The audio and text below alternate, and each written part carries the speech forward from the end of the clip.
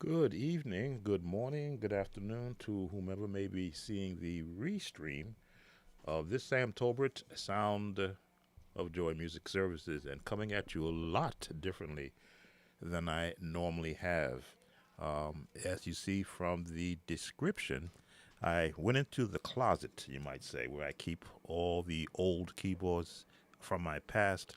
And I said, gee, I always wanted to see whether or not I can repair a broken key, well, actually two broken, well, one key that's broken, and one of the push buttons that's broken, or to see whether or not I could bring some life into the my Korg M1, which I purchased, I believe, was 1995. So I know that the CMOS battery is most definitely has died on that. I just plugged it up. I haven't turned it on since then. Uh, let's see if it does come up and if all the uh, patches are still stored. Then I know that the battery is still good. If not, I like keeping junk around, and it looks like I do have. Yes, I do. I have the battery.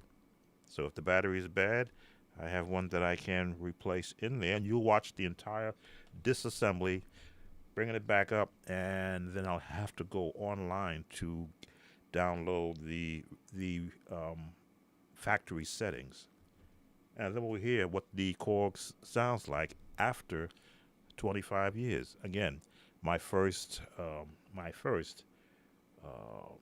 entry into the synthesizer world. So let's go to the page I set up. All right, so this is my Korg M1. Again, I plugged in the power. It has been 25 years. I did wipe it down because it did show some of the savviness you get off a board that's been sitting for 25 years. Still has the same touch it did. In fact, this is the key I broke right here. Playing it like a real piano, I slid across to do something, hit that key, and I broke it. I've got it taped now. Wow, the tape's still holding after all these years. So I may, as I disassemble it, I've been watching the videos on how to take it apart. It may just be snapped out of or popped out of place and not actually broken. But let's see if it powers up. If I remember where the power key is. Okay. Battery low. Okay, so we've got a battery low indicator, which means it's still functional. Where is my? But if you take out the battery to, I don't think you can see that. Let's see if I can adjust the contrast.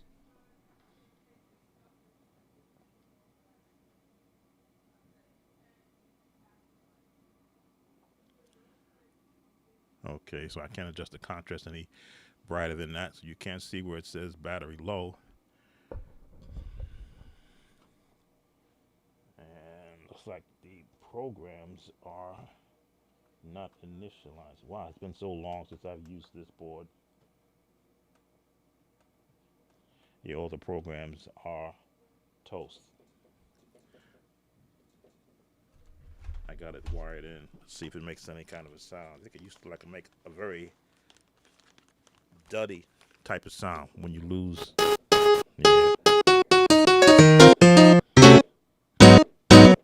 Wow, it's too loud.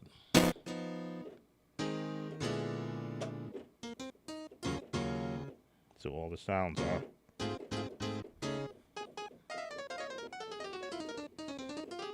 So it's going to need the battery, and then I'm going to need to restore. Who's here? Just want to monitor who's coming.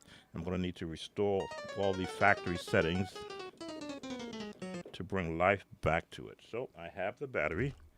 So let's do this.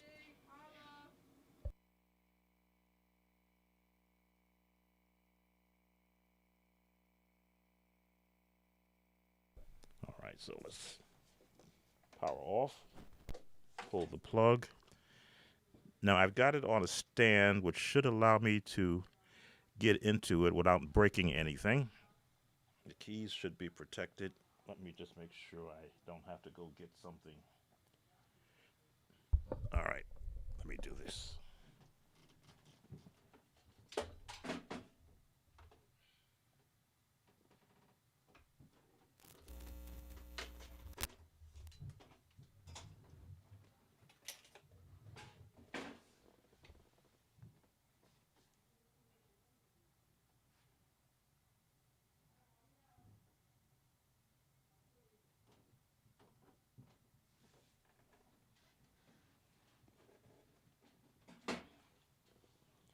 Let me go get something to protect the keys so I don't damage them.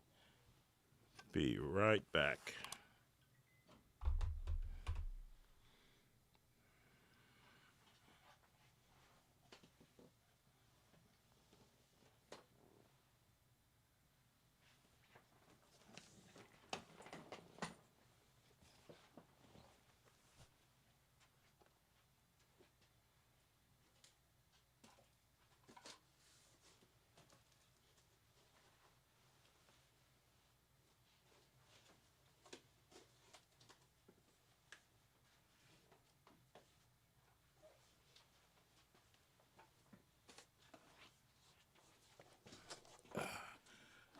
Doing it live. Doing it live. Okay, I've got a couple of boxes from stuff. I never throw boxes out. So I've got 2 boxes I'm going to use to support the keys. So let's do this. And I've got to be careful of the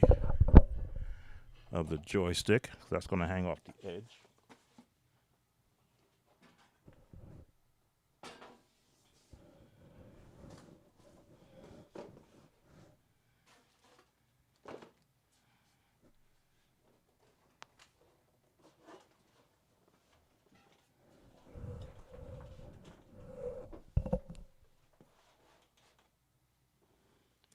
Alrighty. So you see where I'm working from. Now, as I've said in the past, I am a technician.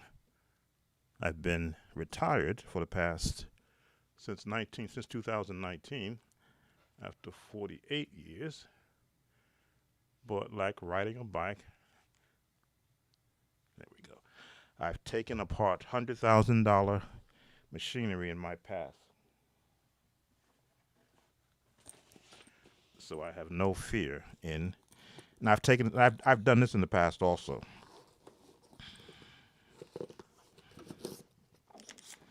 Let's see if we can get a Phillips out of here.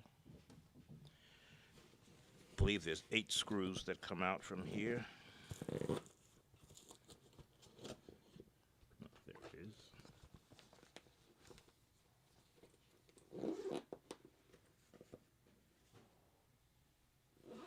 Hey, Reggie Music. Let's set this so that it's not on maximum. I think 4 should do it.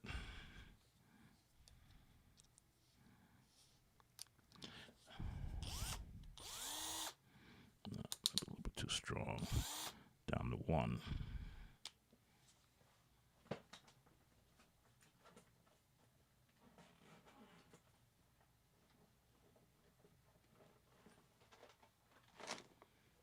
Every technician has a plastic bag or plastic box in which to put screws. Again, in my day, this is the technology that I worked with. These were memory sims. These were modules and brackets, tweezers. My goodness, I still know how to use some of this stuff.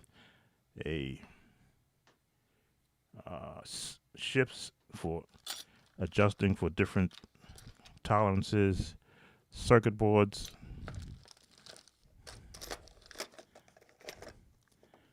This is a special lubricant I believe I used when I worked on inkjet, the huge inkjet printers that print 6 foot posters.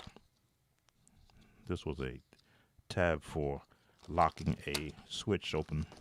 I just need one open spot here to put the screws.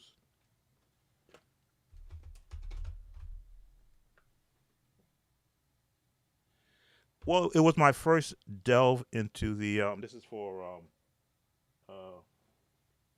Speed Snell. It took me a while to get used to it. I was a Hammond organ Steinway grand piano player, so the reason why I broke a key on this is because I was playing it like a weighted key, grand piano. My fingers went down there to do a run, a long glissando. It stuck, and I kept going, and the key snapped, and I just stood there because I still had payments on it. I'm like, you idiot.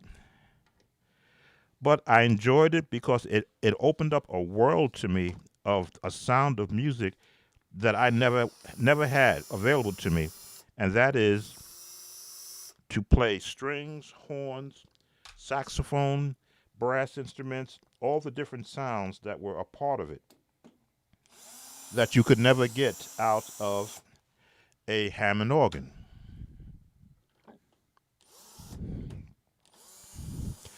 But my next keyboard after I damaged this one, oh, that's not good. Why is it not coming up? Was the Ensoniq, which I still have. Okay, threads are stripped on this one. I must have had that issue when I put it back the second time. Okay, let's put this to this side there so I know where it goes. And I didn't have that problem again. That keyboard lasted me 16 years before its electronics went bad. And that's when I moved up to what you've been watching is the Yamaha S70. And that's going on year 18 now.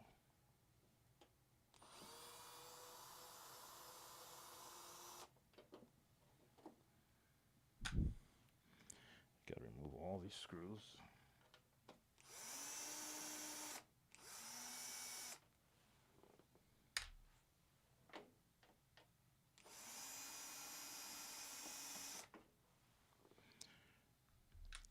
If you're going to be a musician, you need to have a technical side to yourself to save on cost of repairs.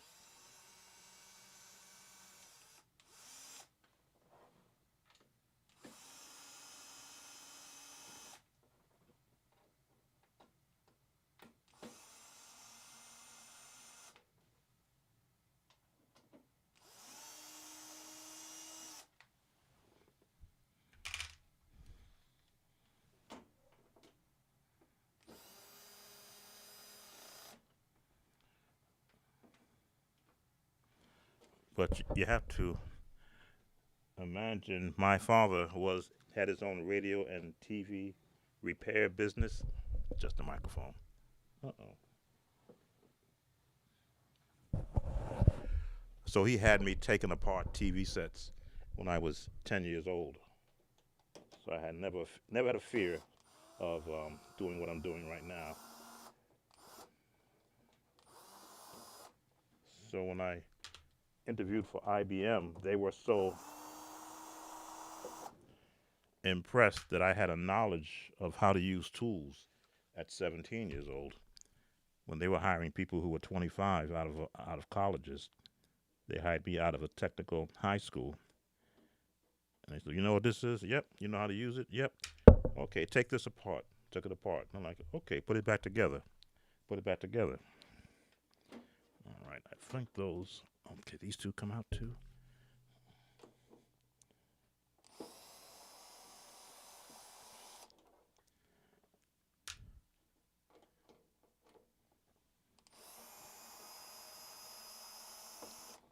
I feel like I've taken off too many screws, but look, we'll see. Put that there. So this should now slide off.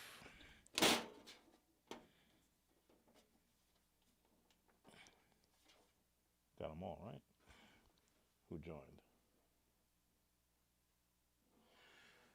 Oh no! I have a Korg Chrome sitting behind me, which you have not seen. Well, I do have videos of me playing on the Korg Chrome. That's supposed to replace the Yamaha when that goes out.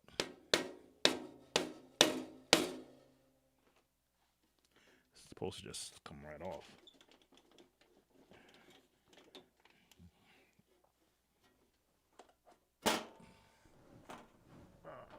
There we go. Pull up and pull out. Up and out. All right, let me do this. Excuse me a second.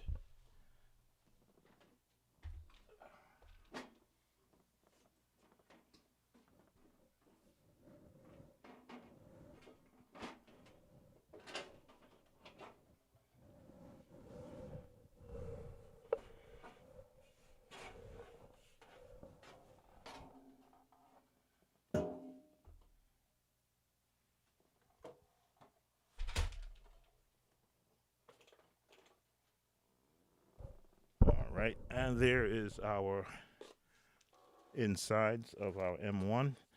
What I want is behind this, and I won't use a power drill to remove these screws because they're more delicate than those metal ones. In fact, let's put another spot here for these.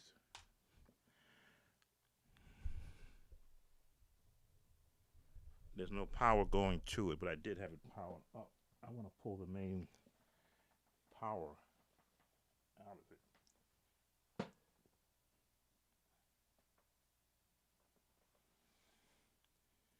Should be this one right here. Okay, so that make sure there's no power going to this board. Who's watching? Are you gonna buy Chrome soon?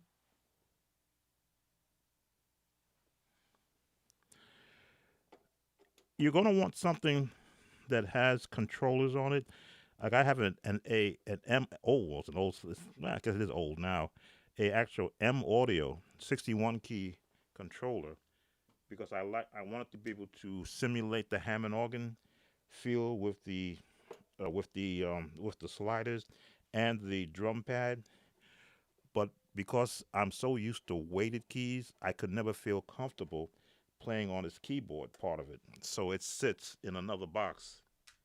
Every now and then I'll pull it out and try to see if I can play it, and I'll get frustrated and I'll put it back in the box because it just doesn't feel right. I mean, it feels like playing on a regular organ, but the keys are so, there's no bounce to them. You just hit it and it just goes down. I wanted something that's going to actually bounce back. So I've been monitoring the pricing to see which 88 semi-weighted or 88 weighted keyboards will come down in price, and I'll pull the trigger on that.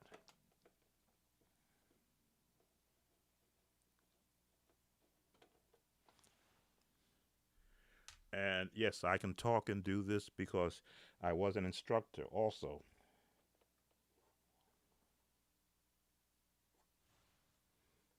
Okay, it's not coming up. Like I think there's another. Am I taking these two out too?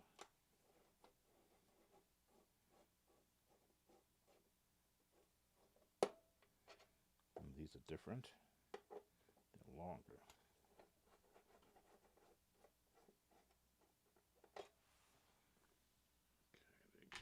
Here, and with that it should, there we go, come right up.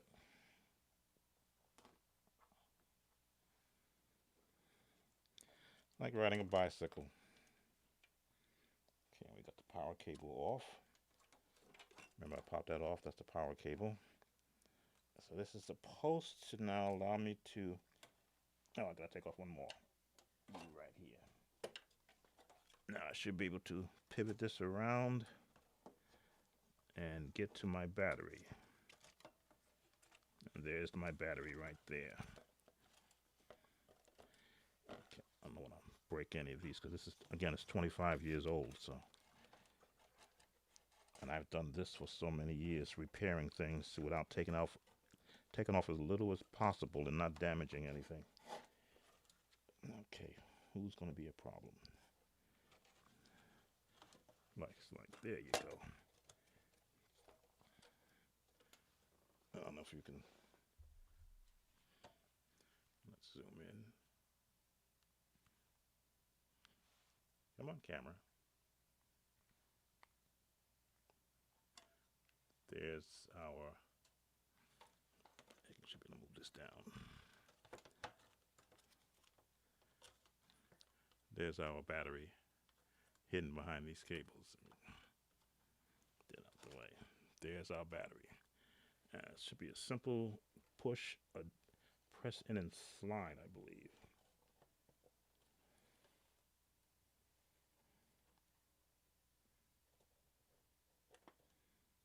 Push in, pivot up. Again, I did this maybe 20 years ago. There we go. So there's our battery out. Now, I'm assuming this battery is good because it's in my sliding drawer. Here we go. All right, where's my tester? I have a tester upstairs. Hold on, let me do this. Well, let's put it in.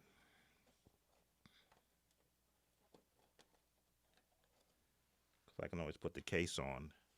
The plus side, minus side goes down. You saw that when I took it out. I can always put the case back and see if my battery indication disappears, battery low, then I'll know that it's a good battery.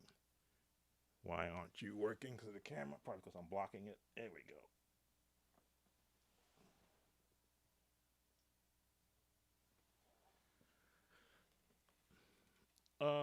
Well, again, there's a whole big rigmarole going on with the what is the name of that piano? A Nord 6 piano, and of course, or any Nord piano, and then there are people talking about the Roland V. Until you can match the feel of a real Steinway piano, because I've played on one for 9 years and played on one for practically the better part of my musical life, then it's just another board to me. How well, when I press it, does it respond back to me? So I'll know that I can basically feel what the piano feels, and then I can transfer when I'm playing what I'm feeling.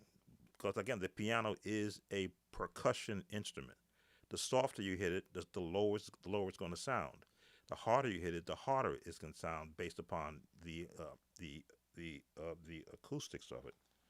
Let me just make sure I don't have another battery in here that may be in a package. That one wasn't in a package, and it's possible I didn't throw it out, which is what I don't like to do, is throw stuff out.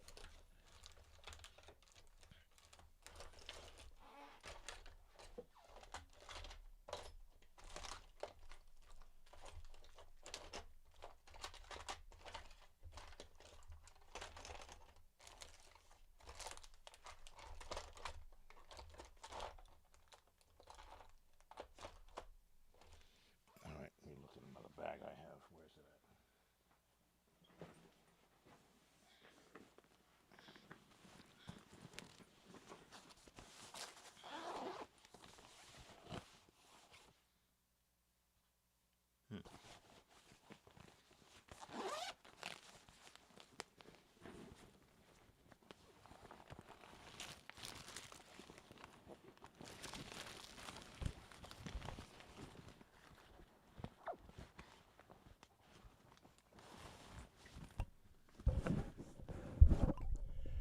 As a technician, I worked on computers, and part of the job I did was replacing batteries in old computers. So I had a collection of those batteries, brand new. This was the bag I used to do that work, or one of the bags I used.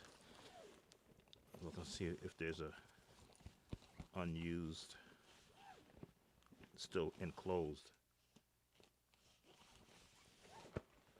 I may have to run upstairs and see if it's up there.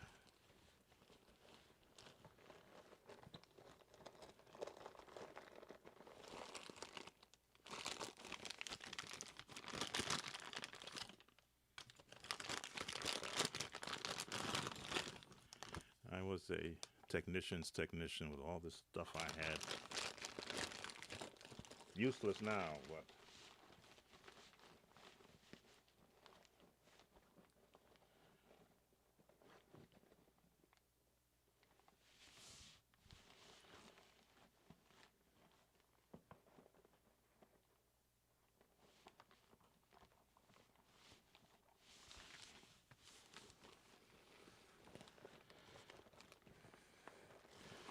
It should have been in this bag.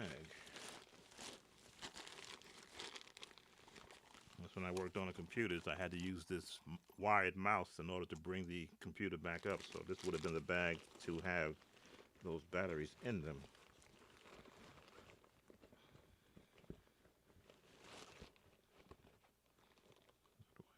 Down there.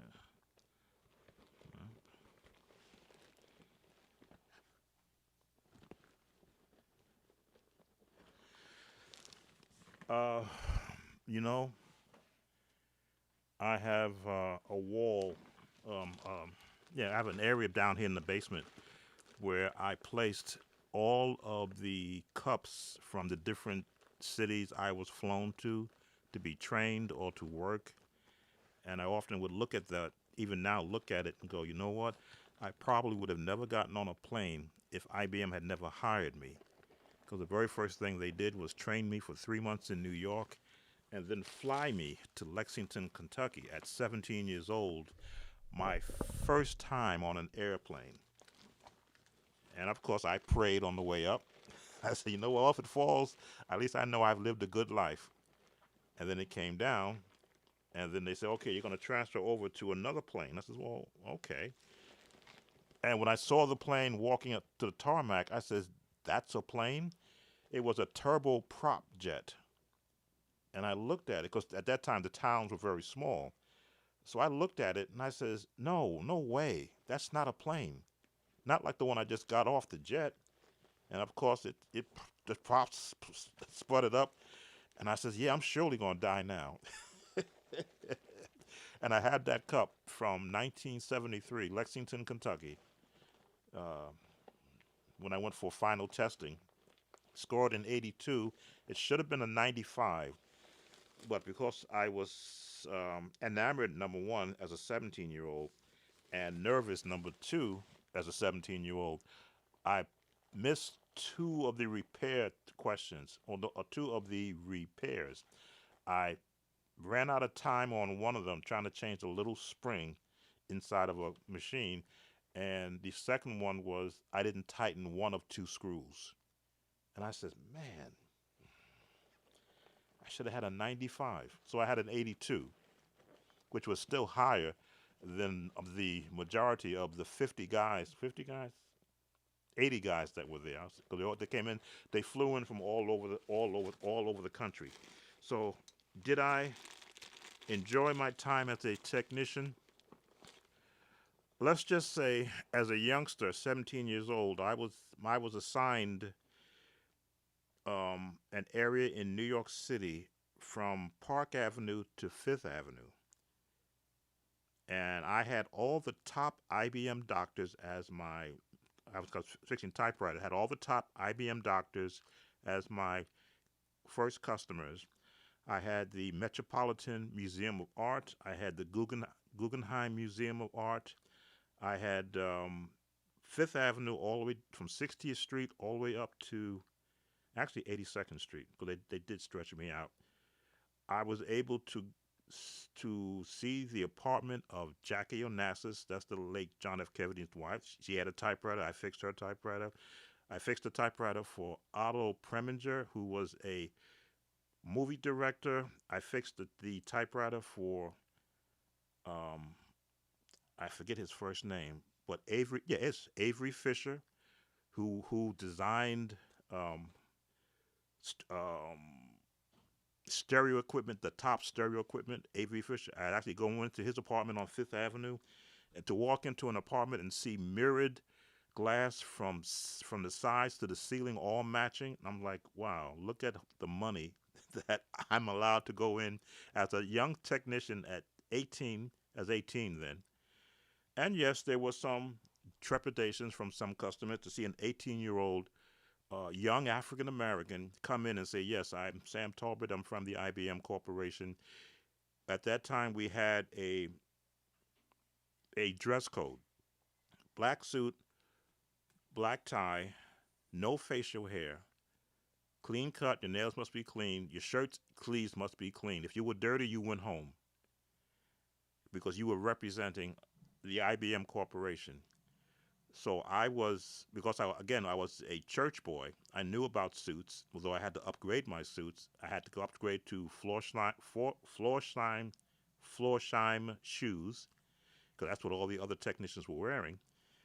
And I wouldn't change any of that for the world, because I got to go places that I would never have been able to go into, homes and businesses and when I worked the Metropolitan Museum of Art, they had 200 typewriters. So I got to go through all the exhibits, just show them my ID card. I'm from IBM, here to work on the printer in the Egyptian room. So I would go to the Egyptian office and I would walk through all the hallways unabated. Why? Because I was an IBM technician. No, not a genius. Um, I was very handy. I knew how to take stuff apart and put it back together. And I would study when a machine would break. I would look at it and go, okay, what broke in this machine? And then I would know to carry the parts that I would need to be able to fix a machine just in case it was worn before it broke. So I became, well, this is going on at what, 17, 18, 19. At 21, they gave me the position of um, was it 21 or 25? He was 23. At 23 years old, I became a support technician, which means if anybody couldn't fix a typewriter, they sent me in. So I was the guy that they would call in before they had to replace. I'm still looking for the battery. Before they had to replace the typewriter, and I'm still. Again, I worked on typewriters for 9 years. I was still batting 1,000 for them never having to send a typewriter back or to replace one because the previous technician couldn't fix it.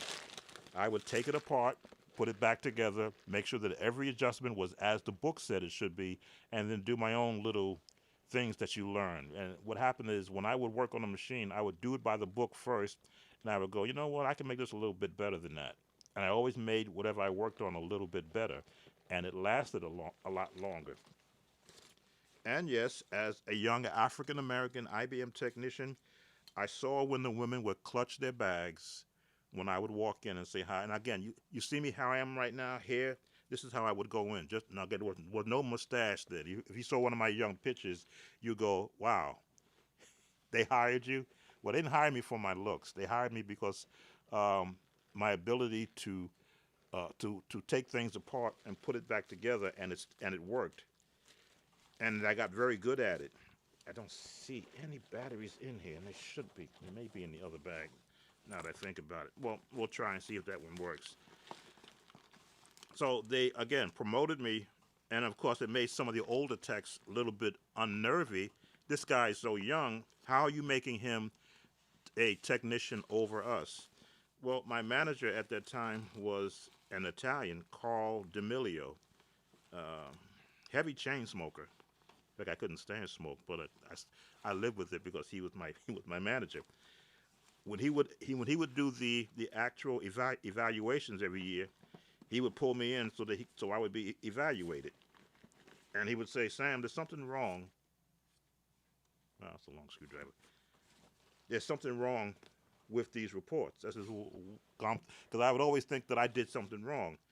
I says, well, what do you mean? He says, well, according to this report, you're giving out 3 times more assist time than you are receiving, which means people are asking me to come into their area and help them fix a problem on their machine.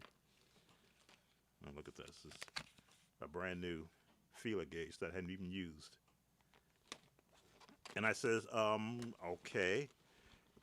He says, I've never seen that before. Most guys are getting help, but you're giving help.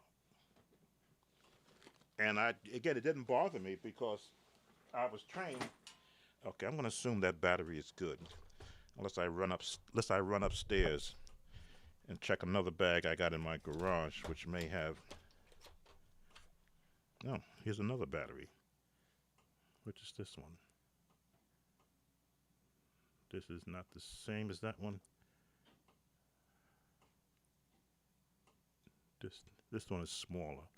Okay, so that must be a good battery, which means I must have ordered one and I got the wrong size.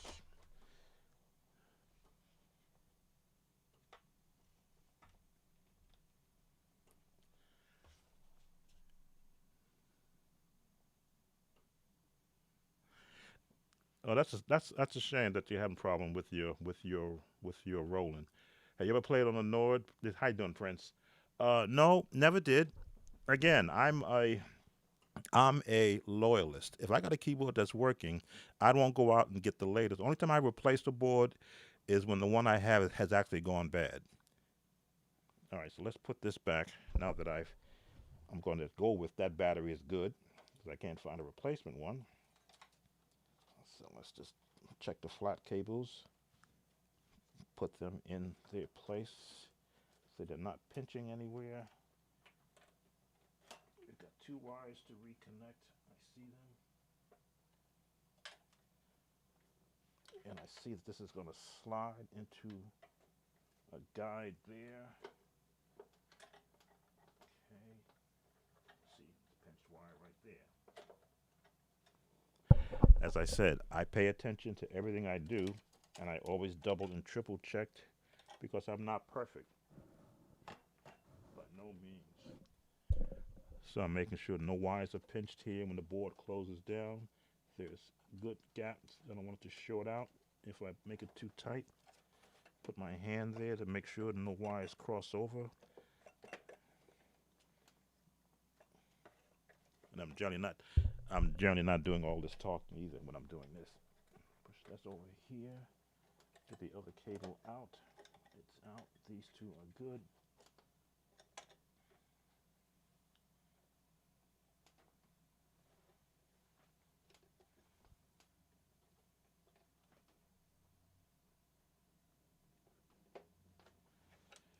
And yes, I enjoyed it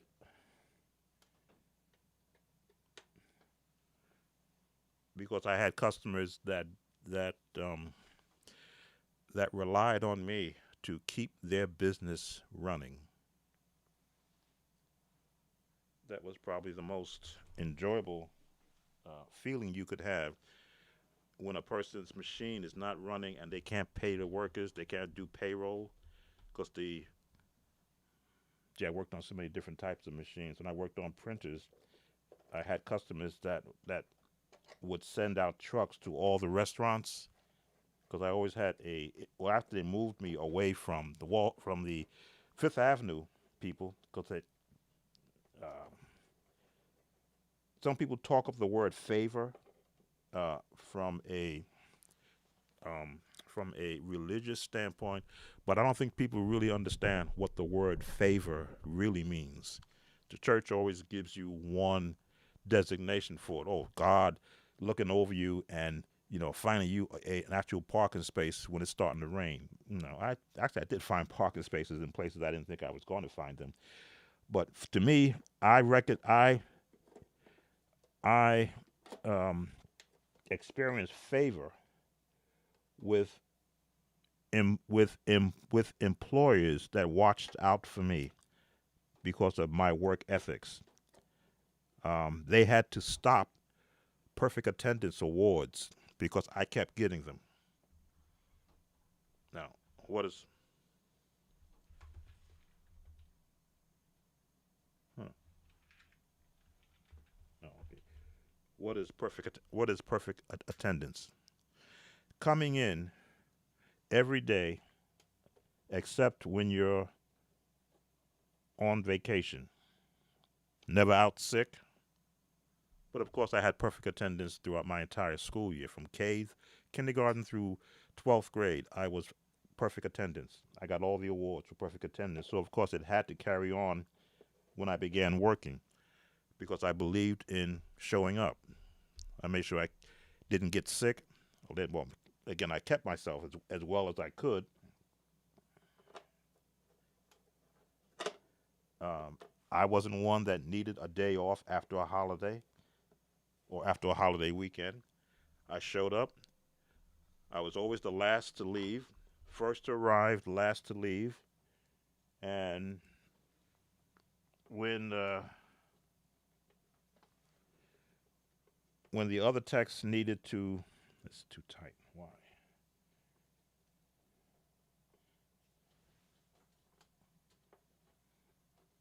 When the other techs needed to take off, because they had to pick up their kids from school at 3 o'clock, I would work to 5. I was the holiday Eve worker. If it was Christmas Eve, I worked until 6 o'clock. New Year's Eve, I worked until 6 o'clock because I had so many businesses and customers that required machines to run 24 hours a day. This one is taking, it's too tight going in. I'm trying to figure out where did I pull it from. Oh, okay, the threads are stripped. All right, I don't want to strip that hole. So when I was talking about, who joined us? So when I talk about favor, um, when my managers knew of a resource action, we called it back then, basically it meant somebody's going to get laid off based upon the needs of the company. They made sure that it didn't affect me in a very subtle way. When I worked on typewriters, there was a resource action coming where they were going to sell off the typewriter division to another company to reduce headcount. And I'm, again, the best typewriter tech. I am the support guy.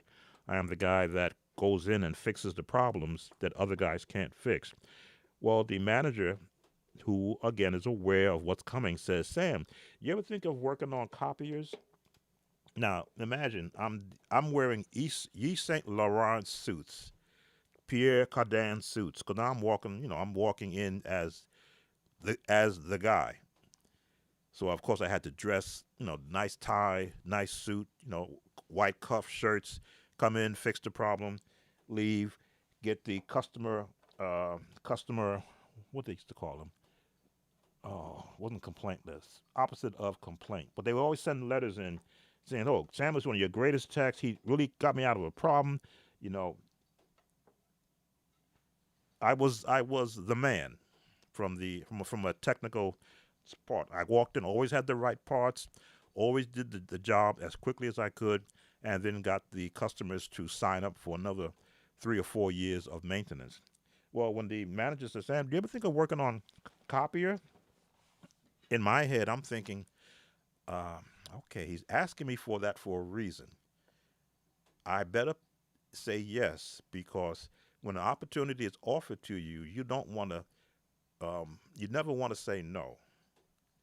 Well, in 6 months, they trained me on 5 of the main copiers that they work on, put me to work in the very area I was working typewriters in, and then the guys that got bought out from the typewriter division lost their jobs in 2 years.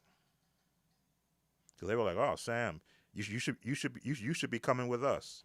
I said, "No, I got an opportunity to go work on copiers," and that was backbreaking because now I'm going from wearing fancy clothes to wearing all black because I was working on machines that threw a lot of toner, black toner, and powder, and you're crawling on the floors in back office rooms and in closets.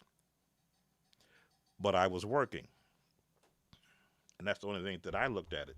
That if you get an opportunity to go, and if they offer you an opportunity that you didn't ask for, there's something coming down the road that you might not see. So I always considered that as I had the favor of the managers that saw the work ethic that I had, and they wanted um, to protect me from what they were made aware of what was coming. And it wasn't one time that happened. That happened. You might say I wasn't working on typewriters for 48 years, but I went from typewriters to copiers.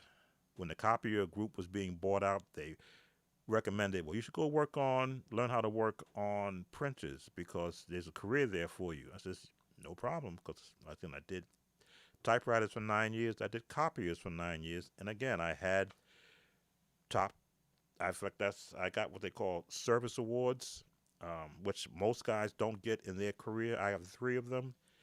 My first service award, my first two service awards came in the typewriter division.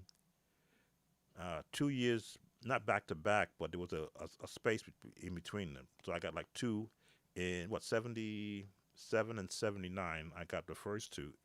Most guys don't get one. I got two. My third one came when I was in Copier in 1986. And again, got on a plane, flew to San Francisco for one, Washington D.C. for the second, and Miami, Florida for the third one.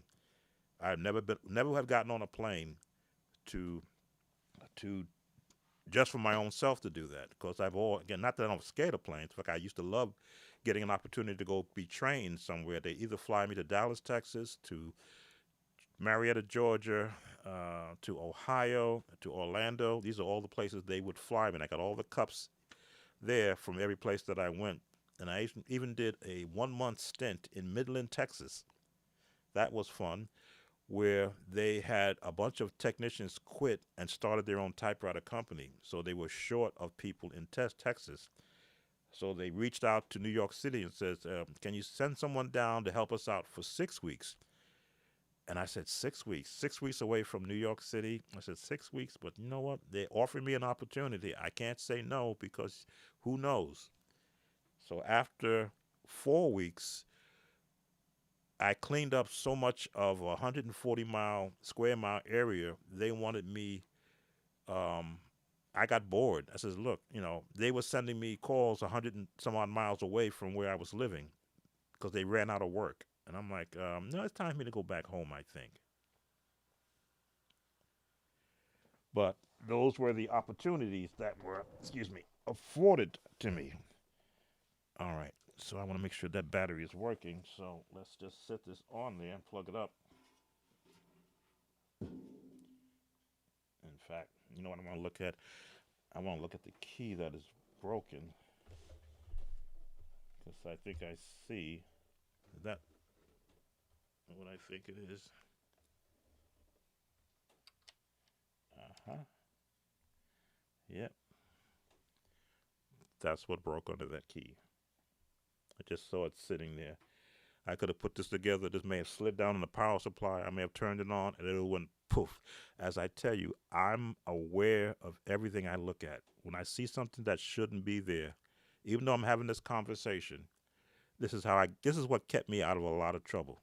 Just paying attention and looking for something that shouldn't be there.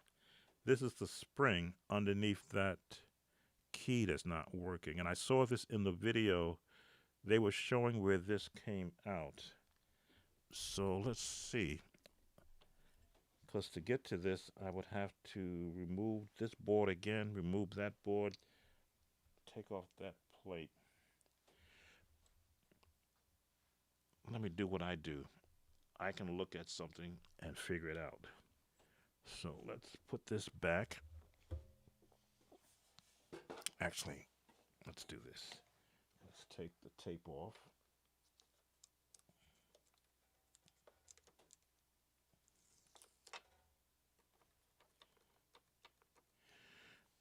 Because if it's just putting a spring back in, I might be able to finesse it back in there. This is what I did. Figured out a way that wasn't in the book to make something work. I need to see it better than I see it now. So let's do this. Let's watch this. Joystick. Where's the joystick at?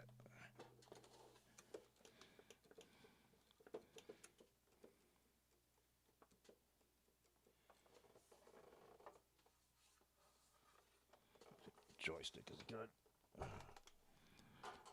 Excuse me a second. I want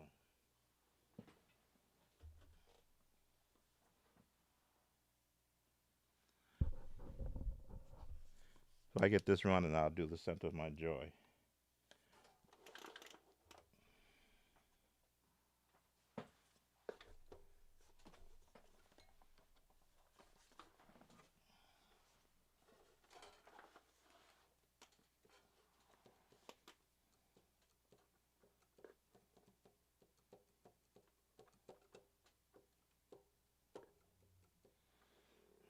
so that's what it should look like. And the one that's broken.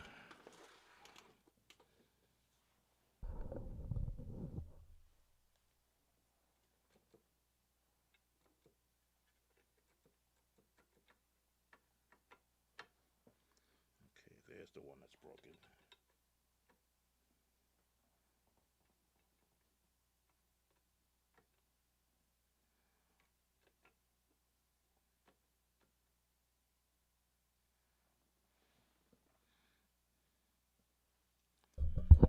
As I say, I have to see how something works so I can understand how it's broken. This this is what was hanging out of it, right in the area where the key is. But I may need to take it apart to get a better look at it. Excuse the mic a second.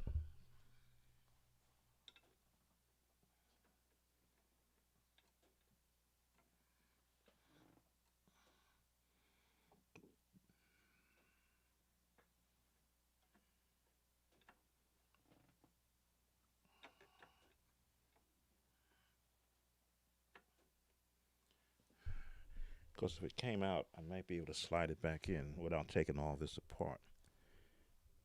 Let me just see, what am I looking at?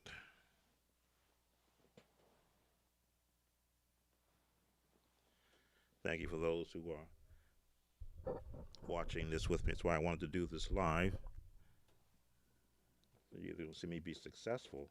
Again, it's been sitting dormant for 25 years, so it's not like I'm going to lose the use of something.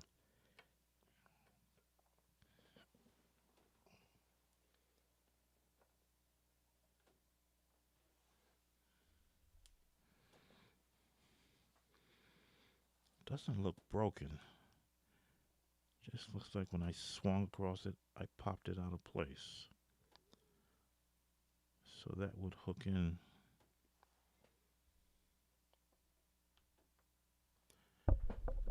Excuse me, I'm gonna go to the internet and pull up a diagram of what this key looks like.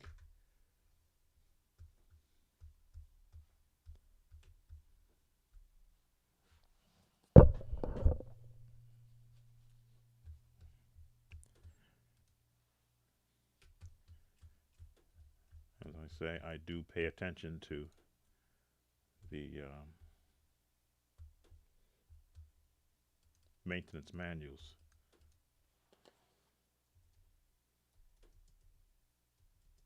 Let's see if there's a maintenance manual online.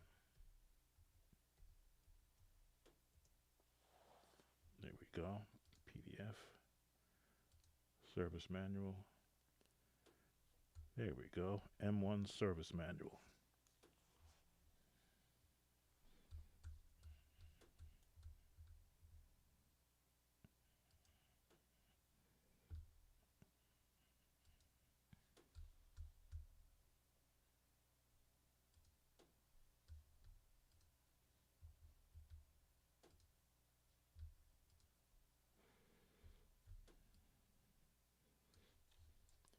That's what I'm looking at. So I want to see the keyboard. If they show me how it's, what it looks like.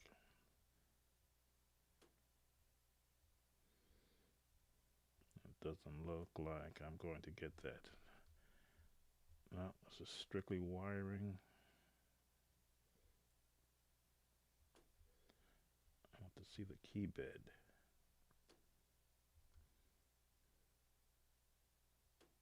Huh.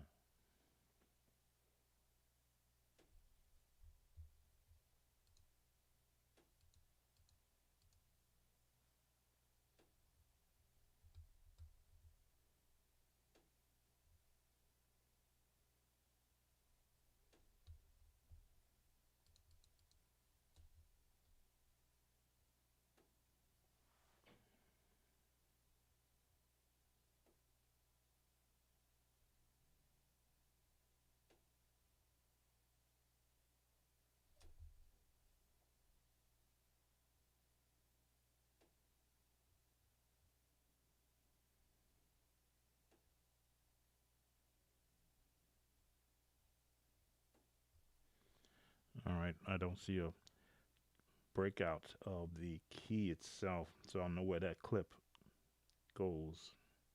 But it got out of there. So the fact that it got out of there is what I'm banking on. If it came out, I can get it back in because I've got the tools to do it. But I need to see how it looks. All right, let me go to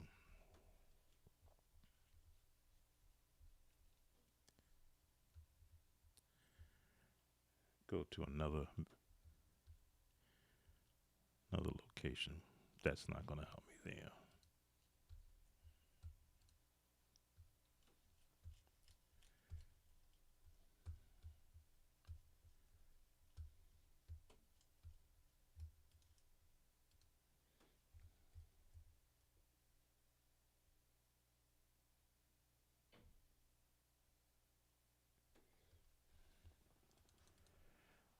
Let's try this.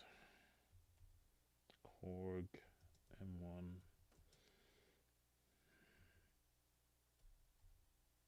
keys.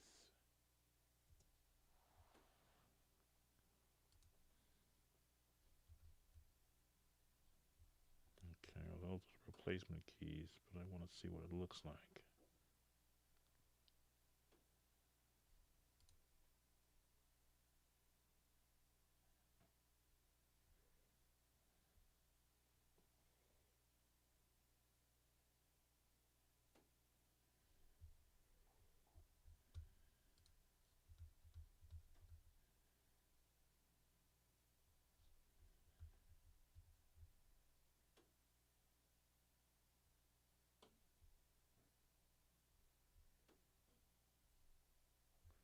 Excuse the silence. I'm looking at a whole lot of different pictures.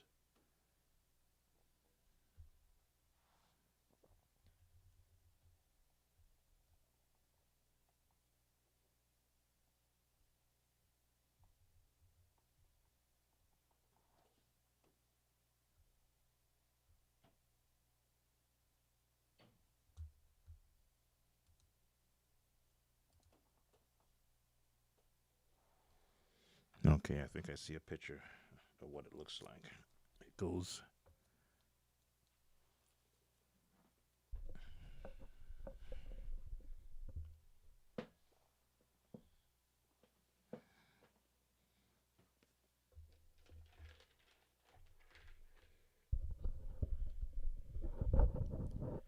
Excuse the microphone. I want to let you hear my thoughts while I'm looking at it.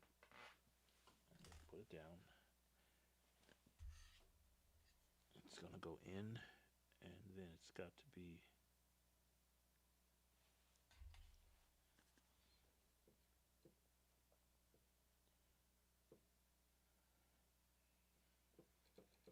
That's the one that's broken.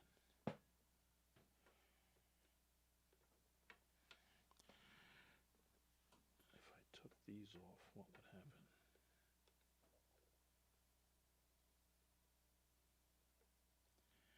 It made it all the way out.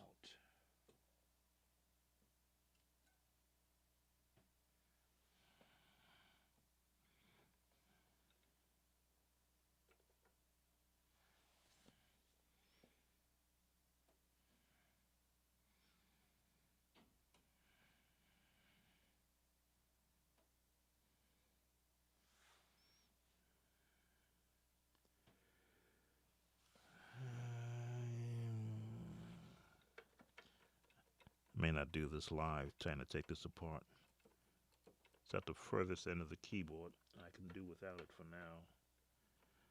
But it made it out. If I can just see how it works.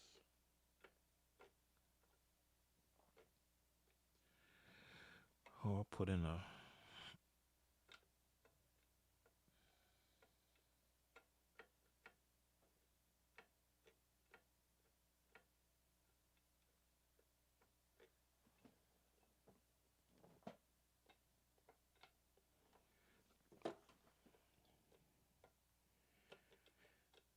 Yeah, there's another way to do this. Oh, you don't see what I'm looking at. I'm watching the keys come up and down. I've got enough space there that if I put a flat spring in there,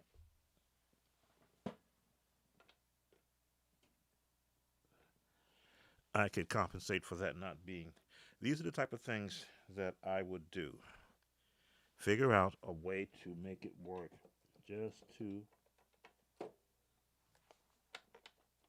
keep it going. And I would find anything to do that. So let's see. What do I have in here? I need a spring.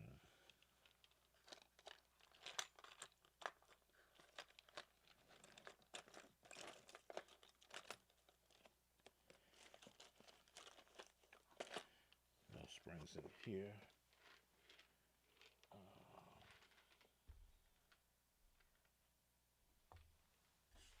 Put that back over there. That's where the screws are. Let's see what I got in here. Sorry, who joined us? Let me go back to the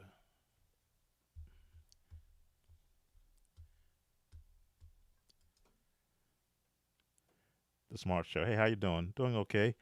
Doing some repair work on my 25-year plus old Korg M1. Now that I see I can jury rig a repair in it versus tearing it all apart to put back a spring. I'll call it a spring finger that I damaged 25 plus years ago. But I see a way to a workaround. I just need a spring, which I know I've got dozens of. I just want to see if I have one in this bag.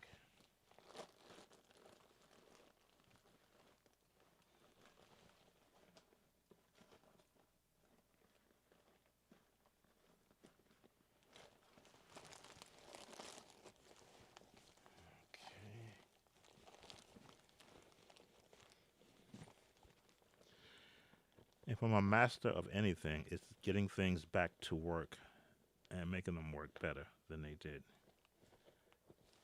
Provided I have. Yeah, I'm like MacGyver. Let's figure out what's not working and let's do a workaround. Oh, I did marvels with rubber bands. Rubber bands and rubber bands. What else did I use? Rubber bands. Until I got the part to get a machine running. If I didn't have the spring, I could use a rubber band, and that got it working until I got back there the next day with the part it needed.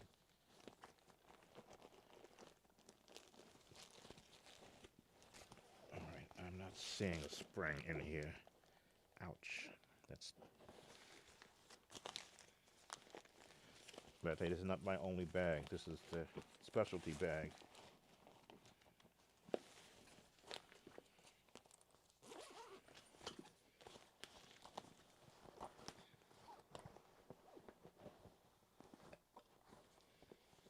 Yeah, sometimes I needed this too.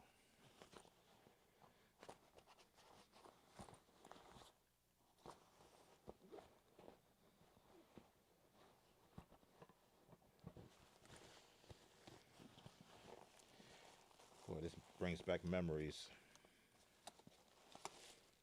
Look at all these tools I have. Every tool I had, I needed. And I wanted to make sure that if I didn't want to be caught in a spot where I didn't have the right tool for the job. Oh, I still have this. Wow. Porpoise oil.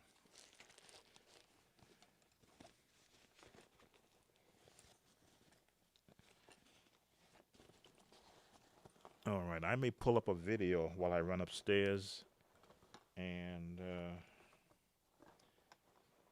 go get a box I have full of springs. I don't want to leave you with nothing going on. So let me do this. I'm going to run upstairs and check my container I have full of springs, and I'm going to pull up a video of a lesson I did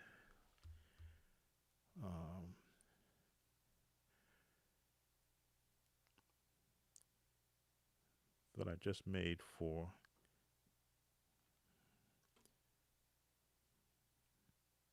one of my students.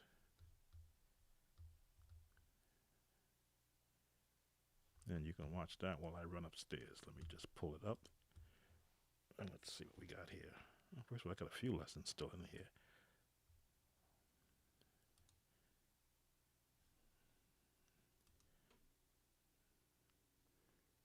What's this one? Okay, that's a music one. I won't do that one. Let's pull up a lesson that you did not see. Nope, more music. Okay, let's see which lesson this is.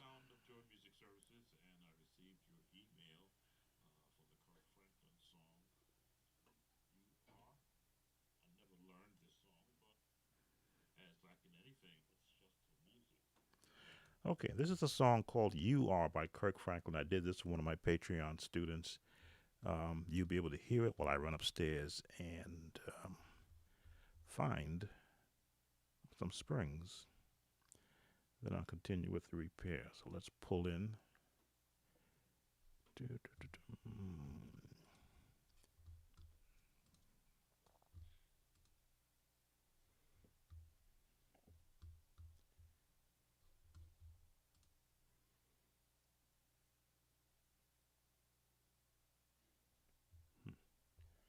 That's not where I want to be.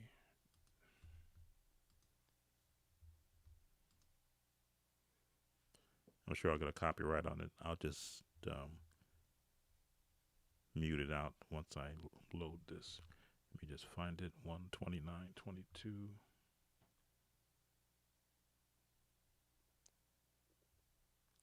It's a Kirk Franklin song, so it's not too old. 510. There we go. Where are you? 29.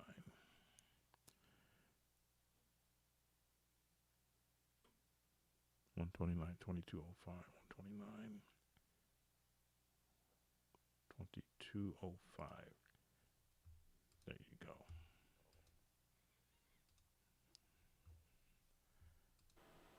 Hi, Sam Tolbert, Sound of Joy Music Services, and I received your email for the Kirk Franklin song. You Are.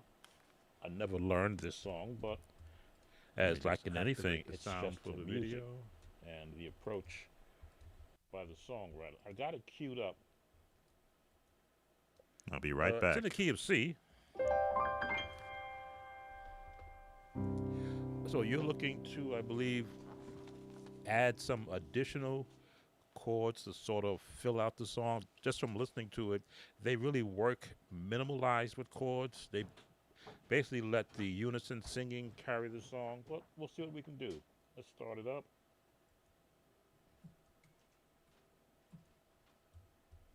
Provided I remap the sound. There we go.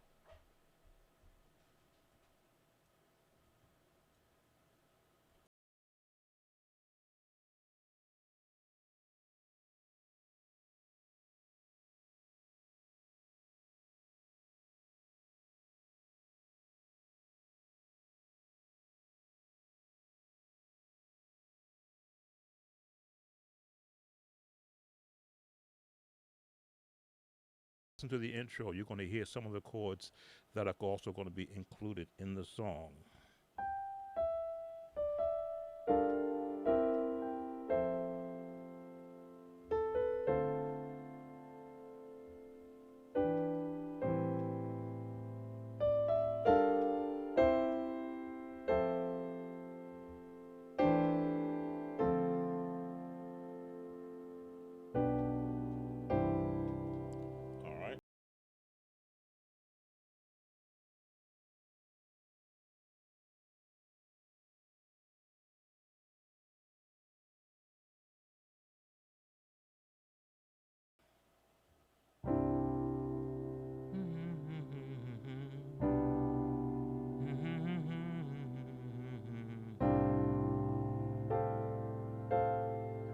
So again, I'm not certain if you're a number system user.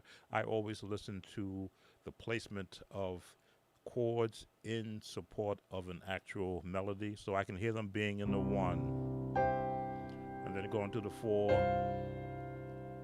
or to the 5 on the chord. It depends upon how the producer produced the chords.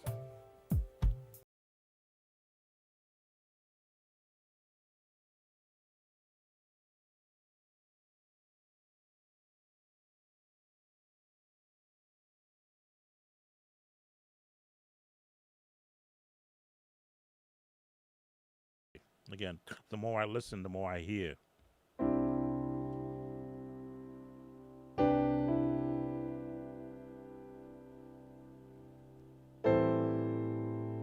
So the 1, and then they went to this chord. Now, this chord is still in the 1. All it is that, I'm sorry, my Chordy app lost its connection. There we go. It's called a C major 9 because it's still within the major chord family. Just one note change, 1, 2, 3, 4, 5, 6, 7.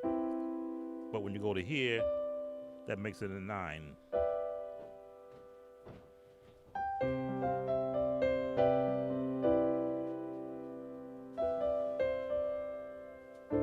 I believe they went to the 6th chord right there. Again, you have to build the song based upon the chords used. My joy within, you are the shelter from the wind. 6, you're the forgiver. 2.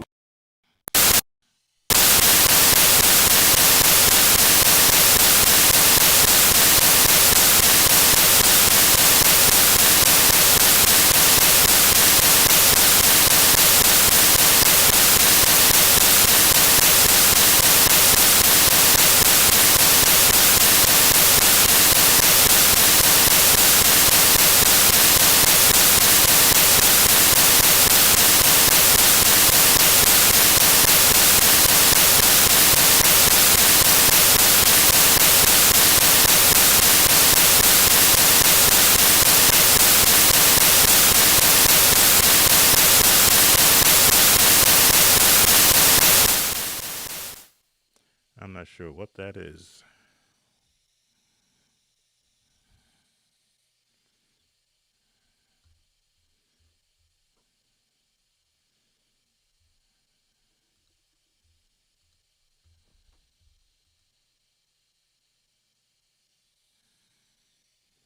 Wow, where's that noise coming from?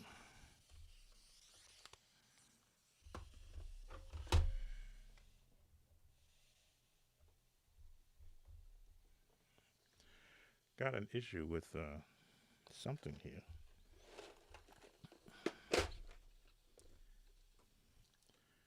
And it's just blasting through my headphones. All right. So let's do this.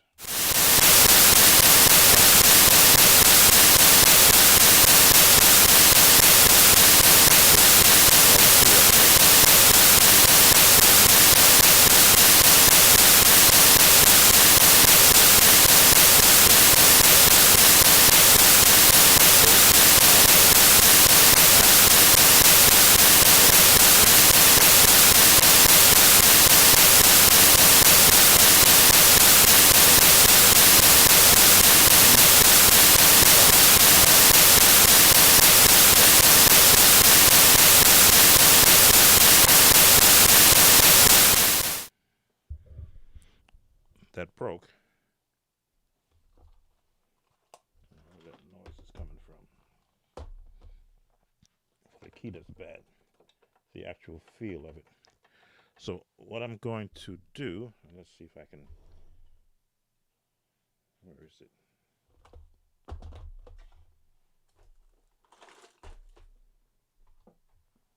Here we go.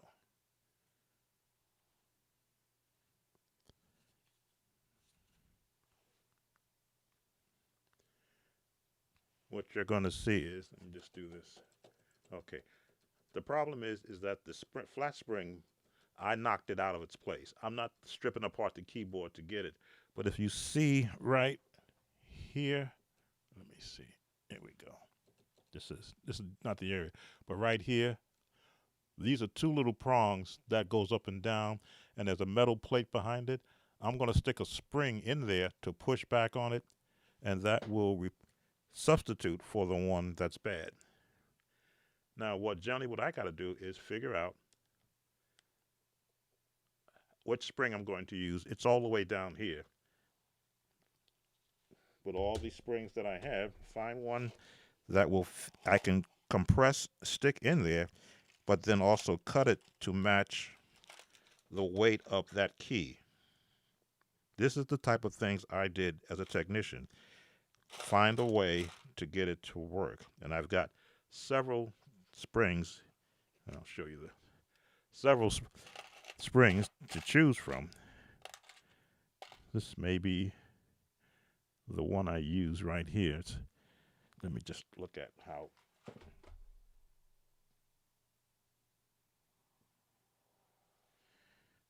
Look at the space I have there to work with.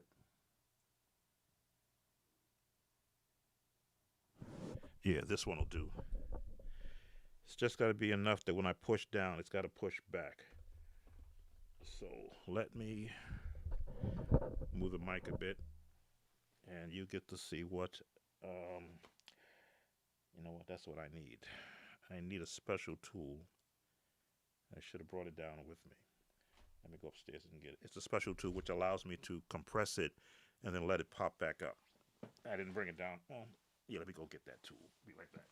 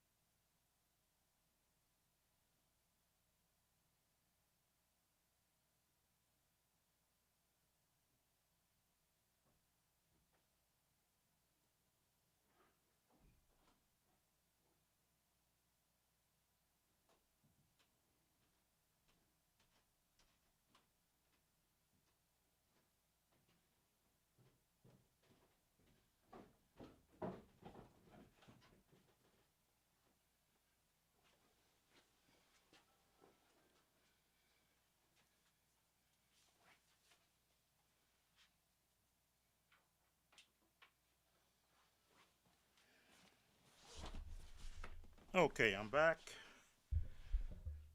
and this is the tool that they were amazed I knew how to use. It's called a spring hook. It's used for removing and replacing springs in a very tight area.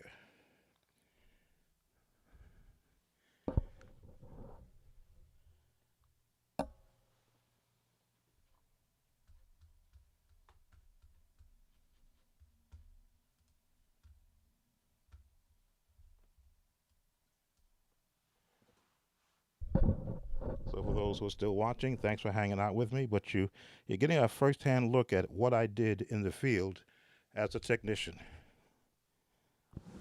Let's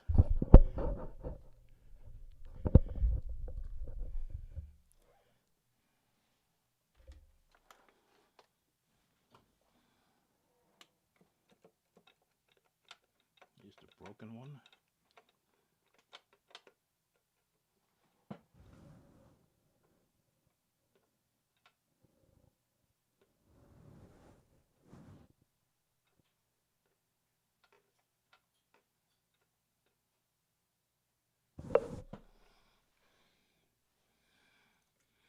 Can I take this off?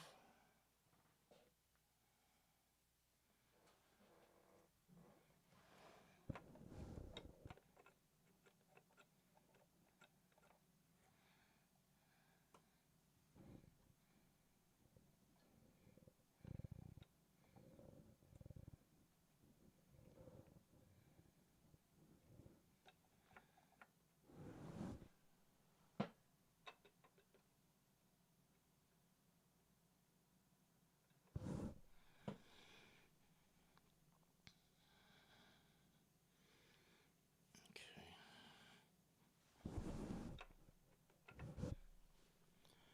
I need to do this. I need to open this up.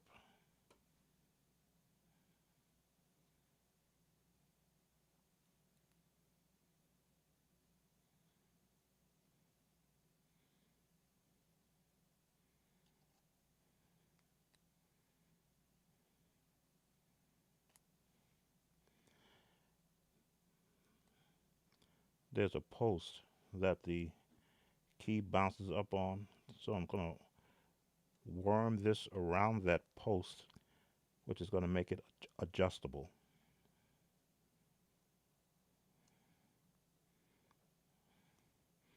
Doesn't have to be perfect, it just has to restore the key when it's pressed.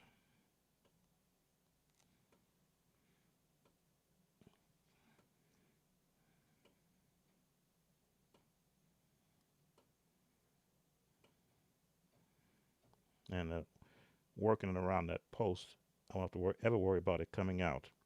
Not that I use this keyboard, but it'd be good to have it back into action and use it as an alternative controller for maybe one of the laptops I have. So I won't have to drag a heavy keyboard up. Okay, so that looks good. Let's find the bad key right there. Let's get this in there.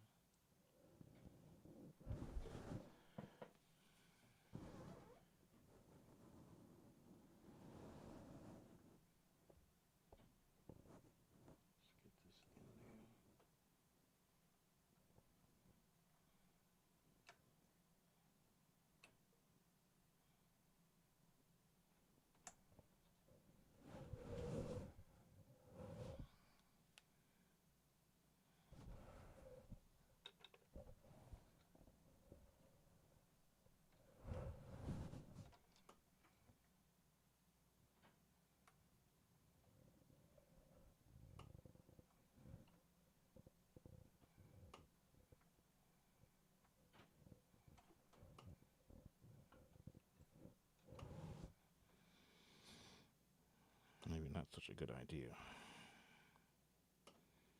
What I need for you to do, I need for you to go in there from the top and be the, okay, that's the wrong way I put it in. It should go from the top.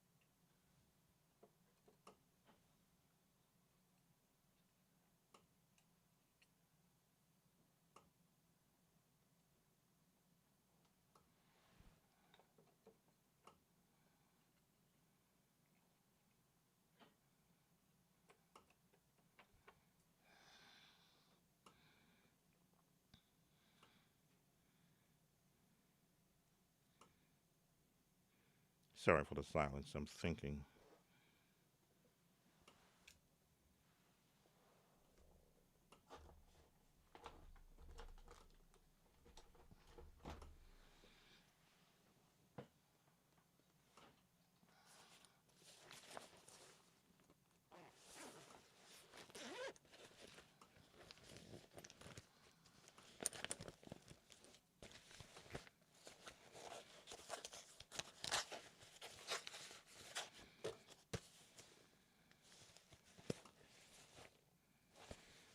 All right, where'd I move that tool to?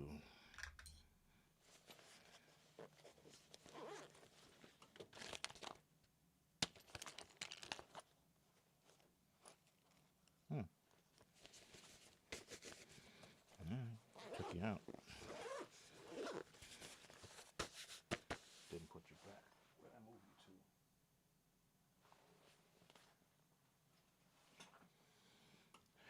Needle nose pliers I need. That's why I brought these up just in case I don't remember where I put them. I have to form. I got in here, I might be able to use.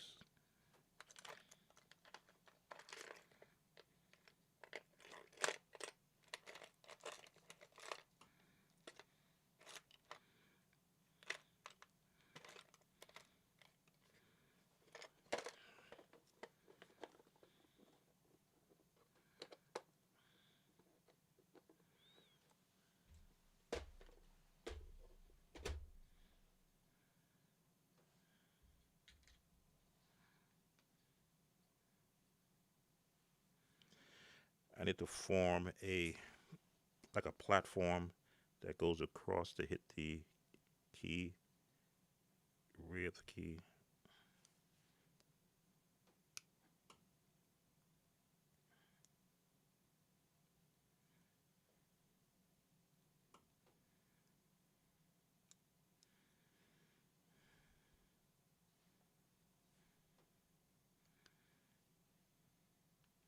Yeah, let you see what I'm doing.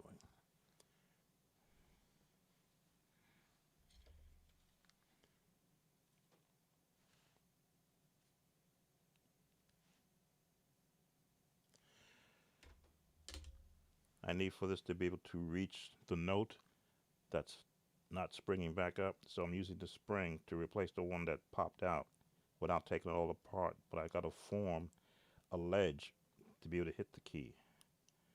So that's my ledge.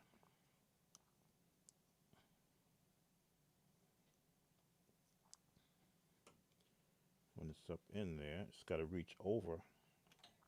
Ouch, that hurt.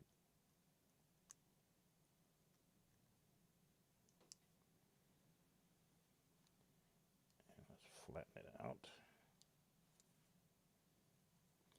I usually use 2 pliers when I'm doing this, but the second one is supposed to be down here and I don't see where I put it. So just gotta hold it to flatten it.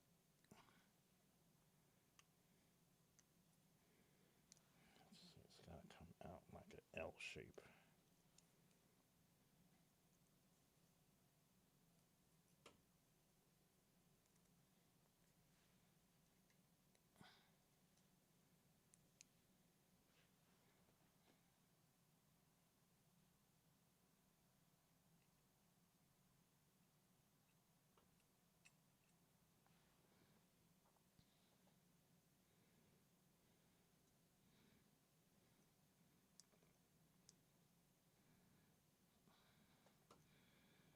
And this comes out and hooks in there like that.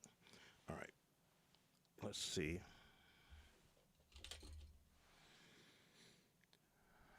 If my upgrade works.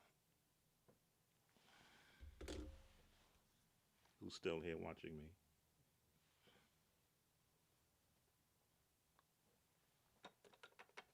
Identify the key. Attach in.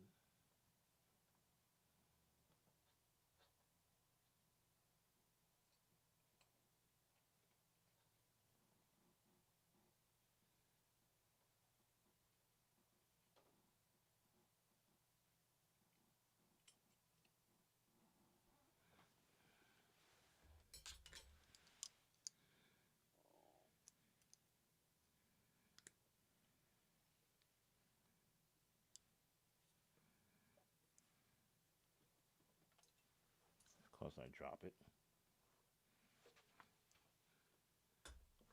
on a darkened floor.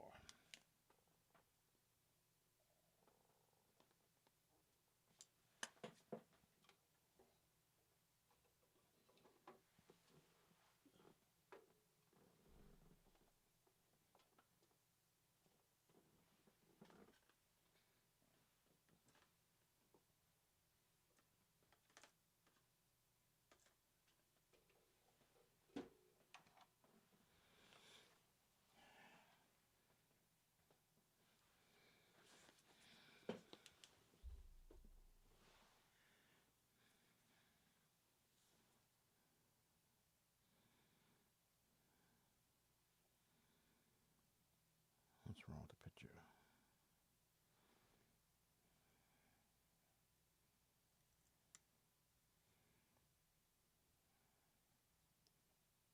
Down and flatten out like this.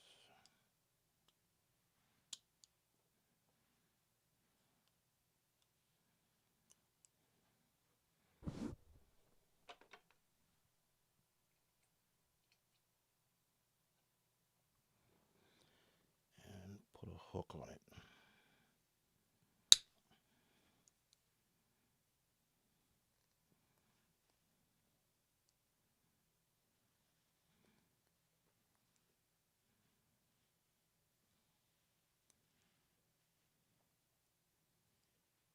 There's your hook. Attach it.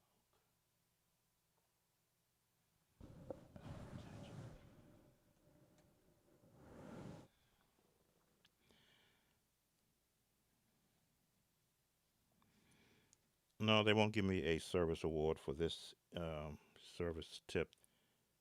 Generally, what I would did was I would show a way that you could service our machines, cut down the service time, and the repair would last longer than the original manufacturer's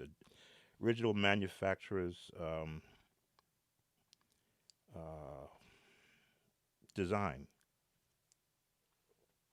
So if I could save 3 hours of repair time and cut it down to 30 minutes by doing this, I would show everybody else how to do the same thing. And yes, I did get awards for suggestions. We call them suggestion awards to make the machine more reliable and cut down service time.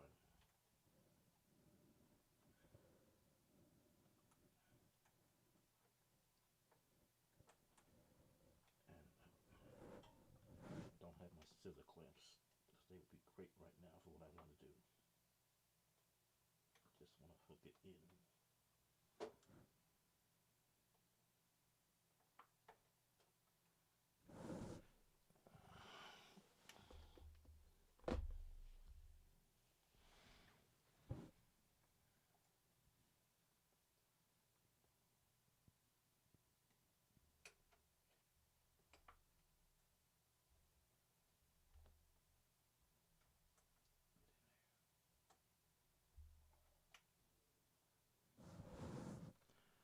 Okay. Oh, that did work. Because the spring is too strong. That's what I was concerned with. Next.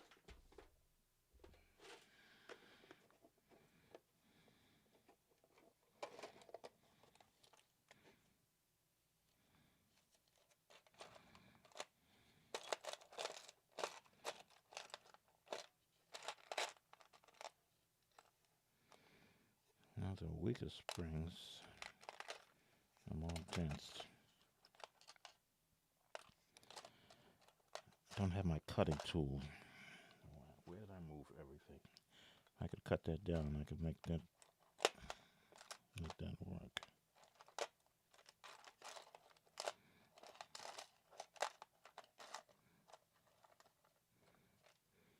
How about you?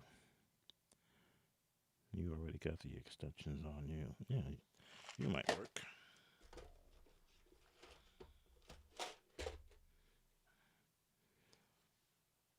So my trying to remanufacture this one didn't work. I looked further and I got one that has the extensions on it.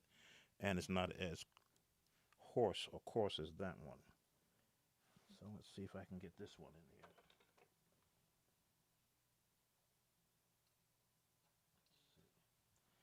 I gotta have a hook. In case the hook is on this side.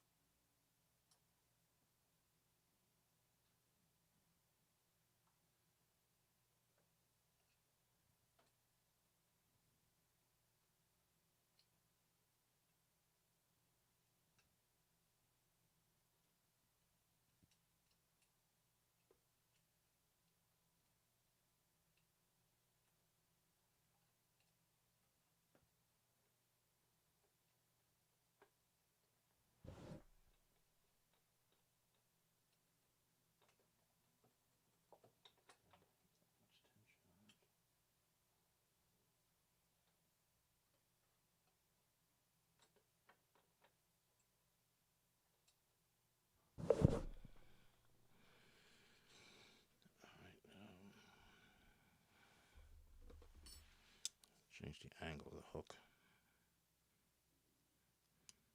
It goes to the side. I need it to be on top. So let's bend that.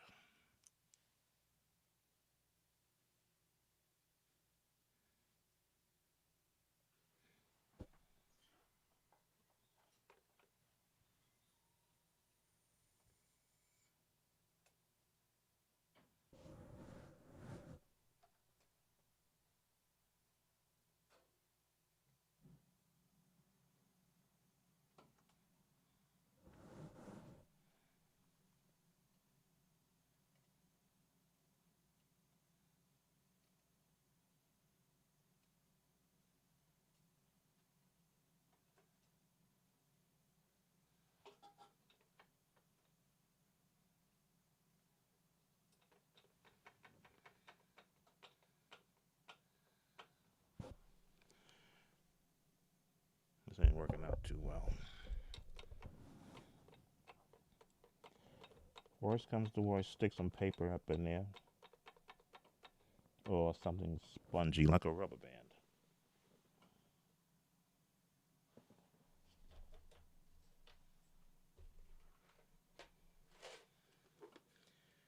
The metal in between doesn't give me I can't go inside of it, which is what I like to be able to do. I'm doing it all from the outside. If I stuck something in there,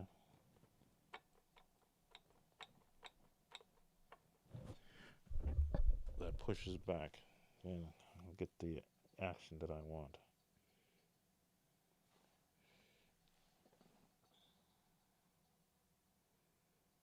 I just get this in there. Sorry to keep you bored with my repairs. I know you want to hear me play something.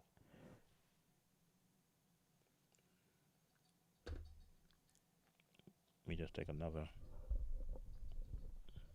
get out of the way, another look at things and see.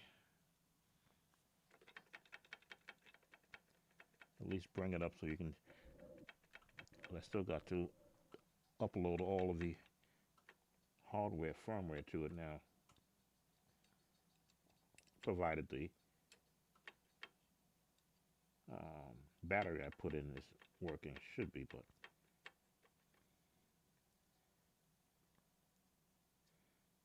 if I had this right there,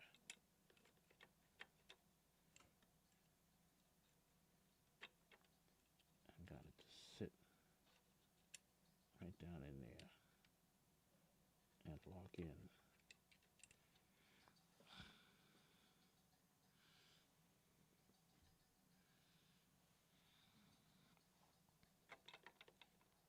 All you gotta do is get that in there.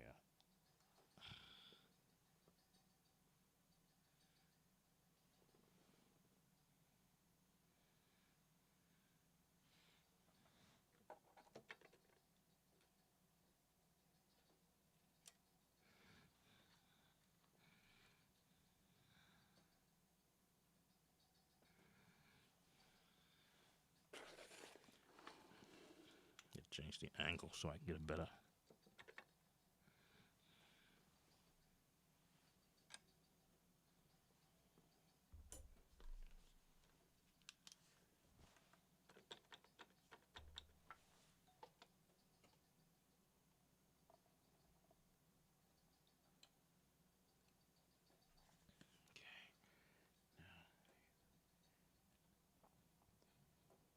Get you to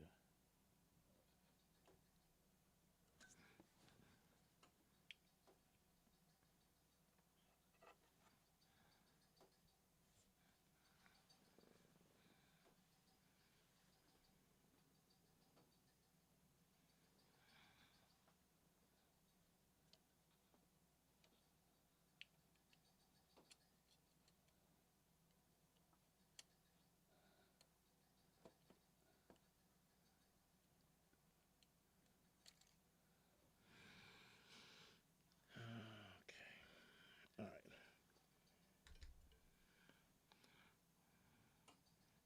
Perhaps I'll go through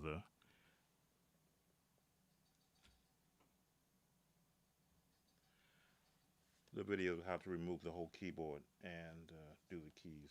Well, for now, let me get put this back together.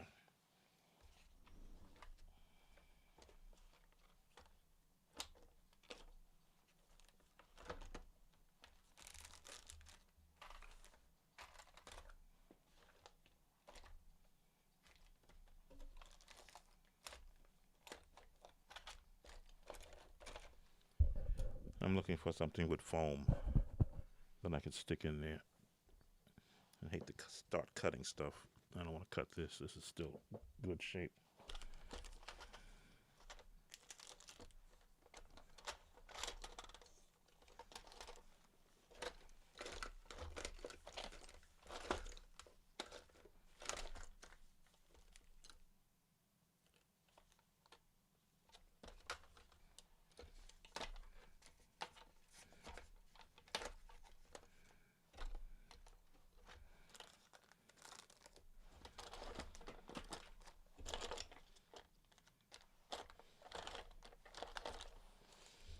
I got a drawer full of stuff.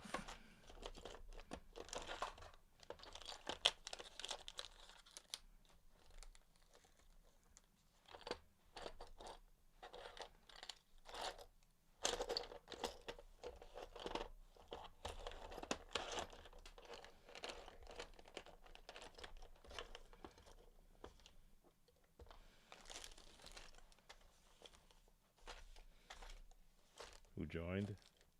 Oh.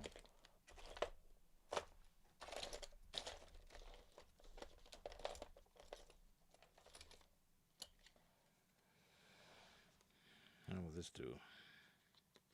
It's plastic. It's a caution sign. It's plastic, which means it's flexible. It'll retract. It just has to push the key back when it's pushed down. So let's put the plastic side out. Won't short anything out because it's made of plastic.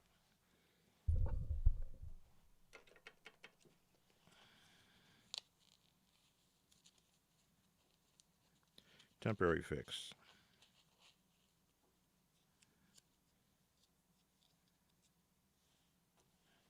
There we go. Got it folded up. You can see it got it folded up.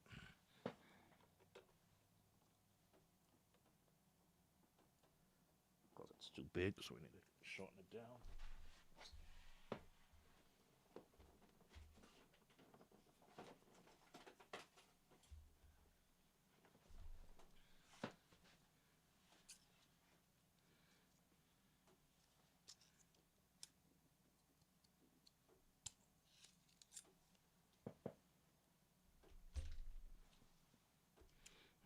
1/2.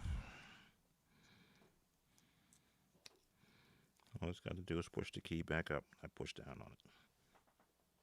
Don't worry about the touch. Just don't let it sit there and keep ringing.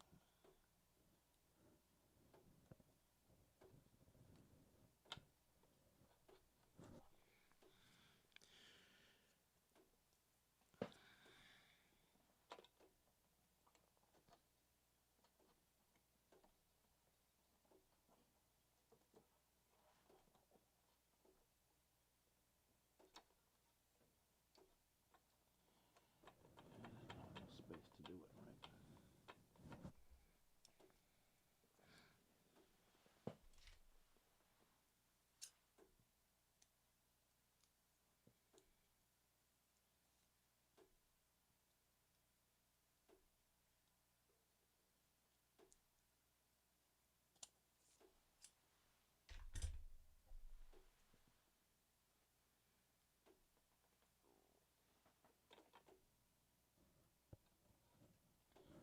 Did this on the Hammond organ foot pedals too. When the spring would break, you just stick some paper underneath so that you can get through the Sunday morning service. Get that piece out of there.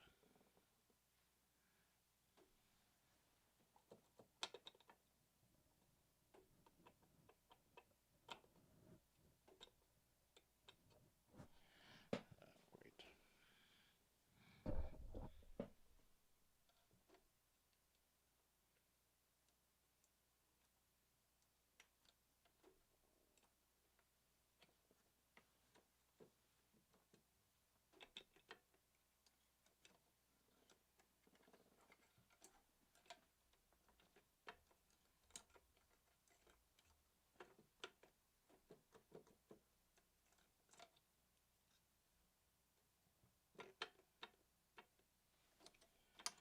Eyes are not what they used to be. Lost it. Oh, here it is. Came out bottom.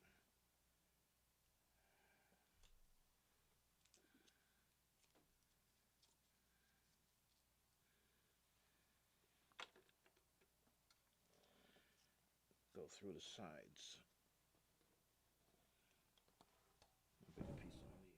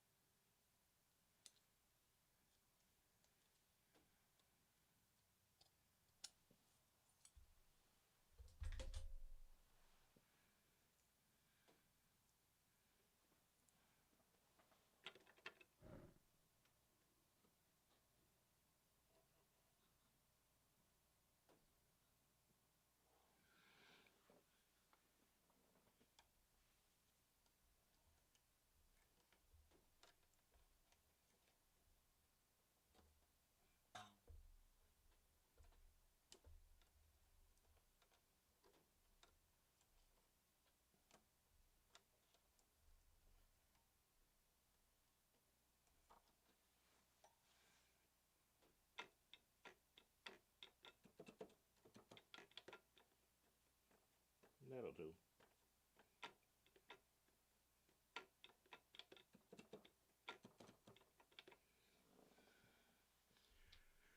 Let's see if I can bring you guys into what I just did here.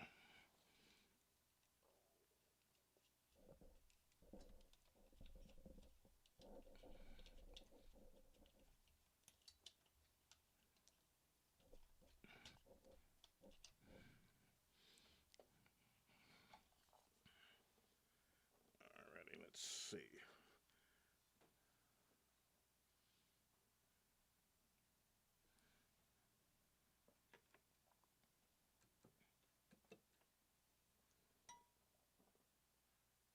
If you see that piece of paper right there, or the plastic I cut, that's where the broken key is, and there's a temporary fix. Enough to be able to hit it. These are the keys next to it. That's how it should work. But this keeps it from laying flat. It stays it up at the correct height, and it's a temporary fix. Piece of paper that's flexible, plastic. Down, up, down, up, down, up.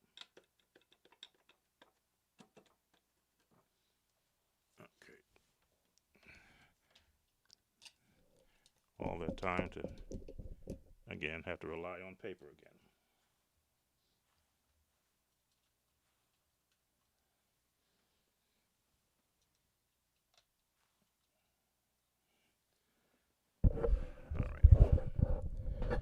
So let's see, we're going to get the top or the bottom on.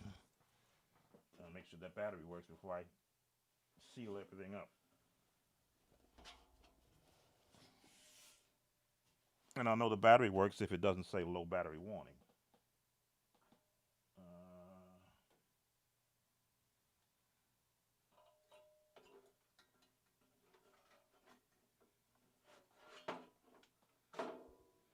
And these are all grounding straps. They've got to be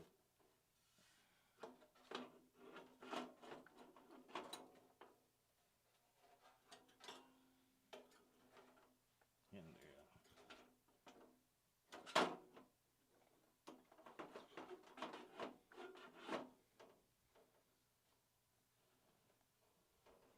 Make sure those are all going to go in.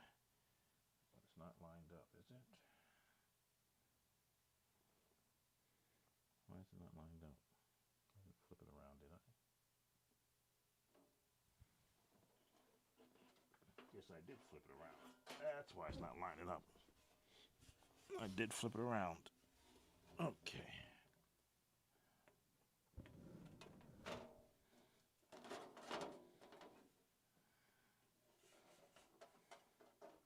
Perfect? No. But in a pinch, you just need to get up and running to get through a gig. You do what you need to do.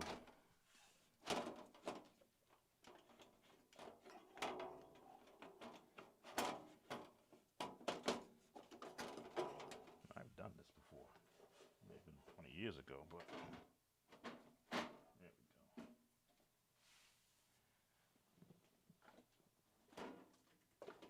go. Just enough to power it up to make sure it doesn't say battery low.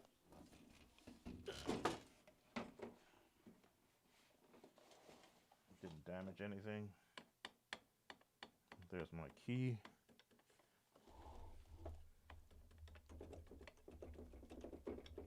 At least it doesn't lay flat. It might even play if it does work. Let's power it up.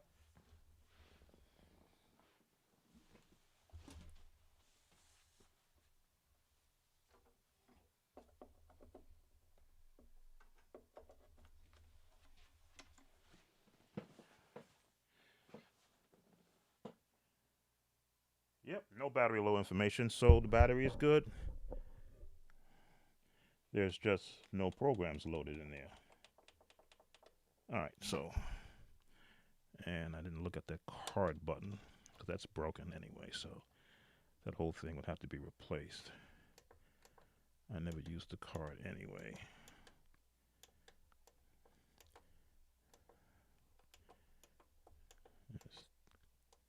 It's in a dead state because there's no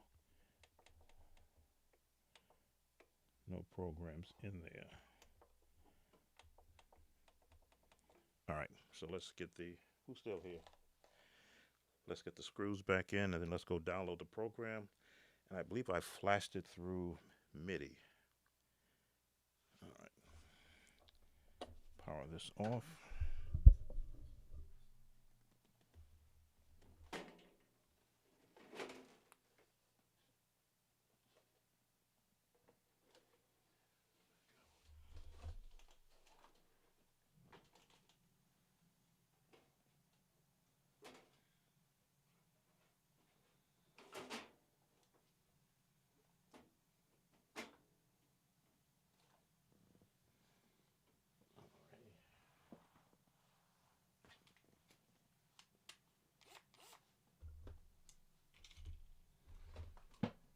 Sometimes you got to do what you got to do on a repair just to get things going until you come back with the proper tools.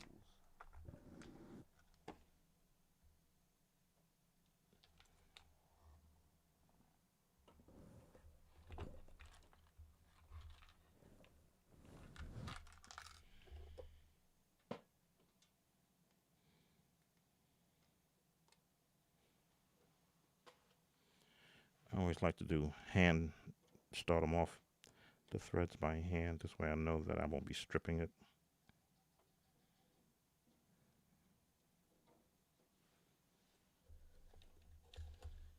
This one feels really tight.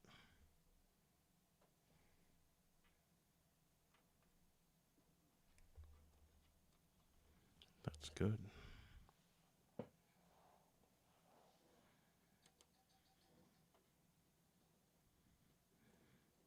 That might be a problem one. I think that was a problem when I take it apart.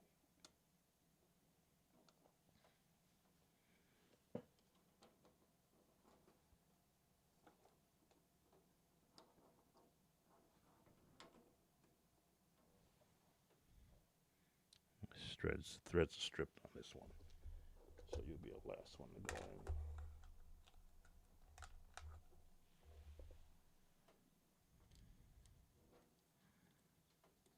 Okay, it's good. Never be afraid to learn a trade where you use your hands, other than playing on the keyboard. Learn to fix stuff. You find that when times get hard, you become very handy at installing stuff, be it door locks or hanging television sets. In my case, my father had me laying floors, sheetrock.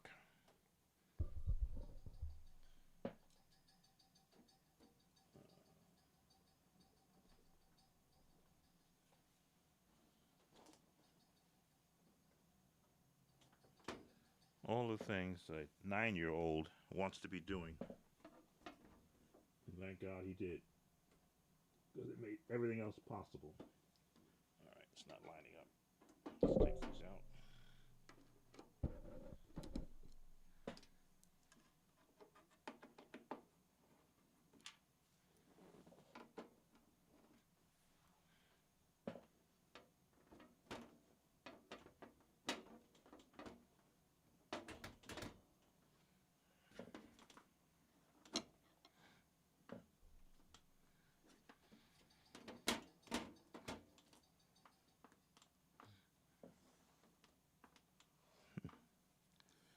It's not lining up good.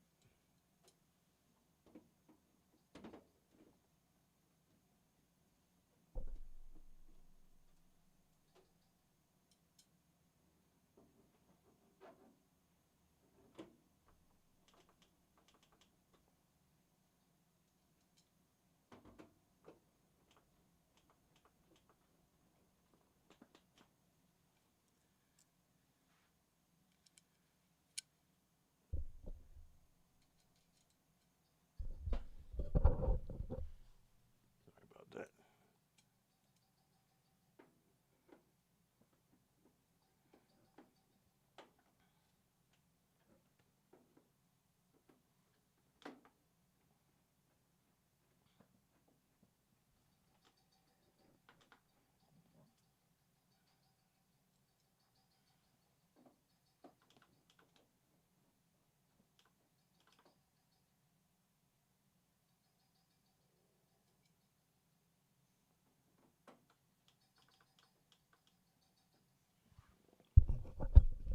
Just want to get them started, the thread started good before I hit it with the electric screwdriver drill.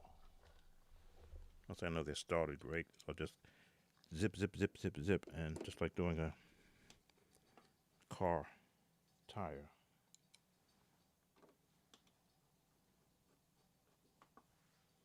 It used to be magnetized. Yeah, it still is.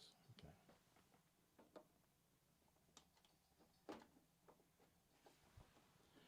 You gotta know your tools.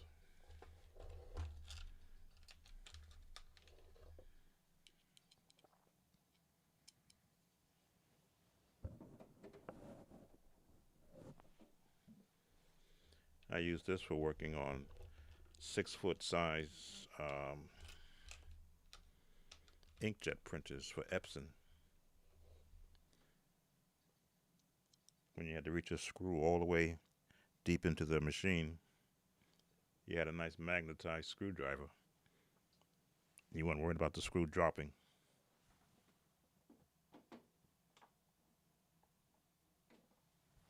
I don't use these skills now since I'm retired, but the skill never leaves. You're just not putting it to use until now, especially when you have the tools.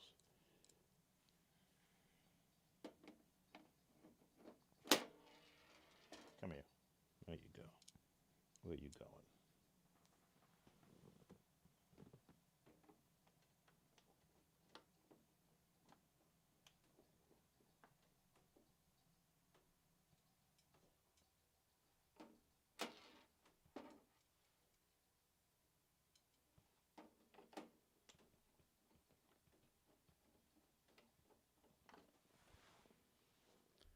And the last one.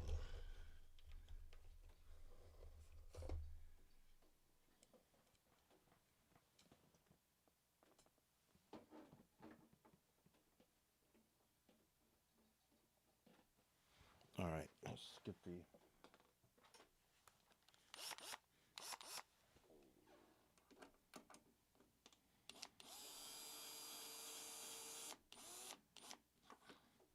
not too tight.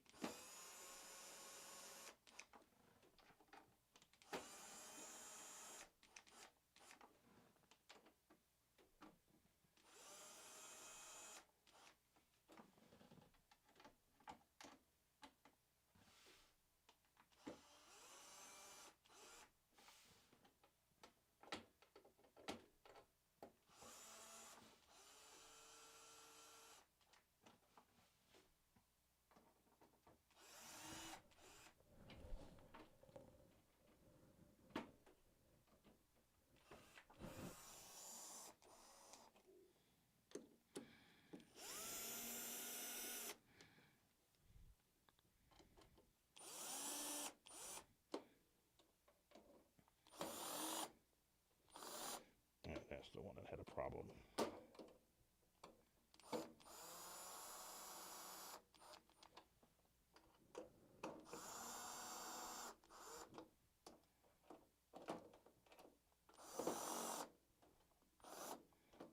Okay, that's got a problem too.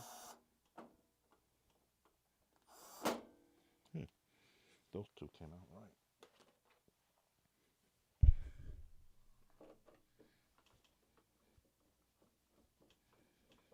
Must have been a bad angle. Goes in fine.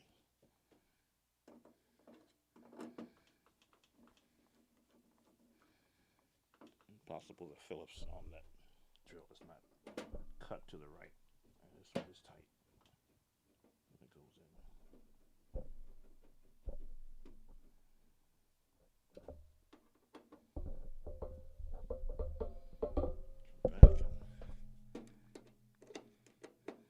Make sure they're snug but not tight.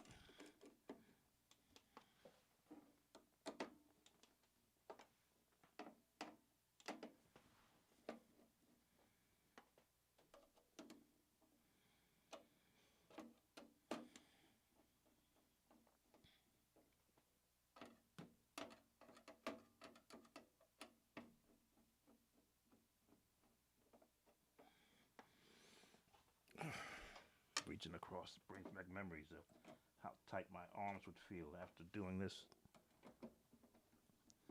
for 8 hours or sometimes 10 hours a day. Even at night, I would be the one they would call out at night to go to a 24-hour meat processing plant that had to ship meats the next morning. That phone would ring. Hi, Sam, it's dispatch. Yeah, where am I going? Yep, tell them I'll be there in an hour.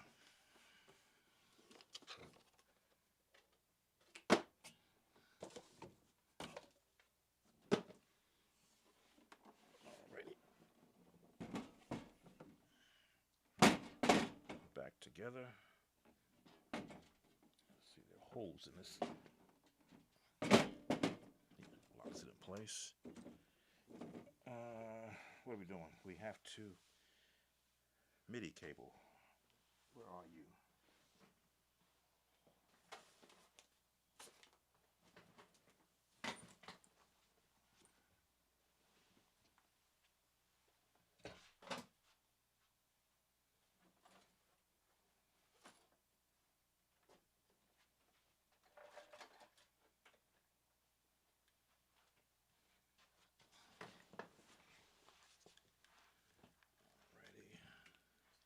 USB MIDI.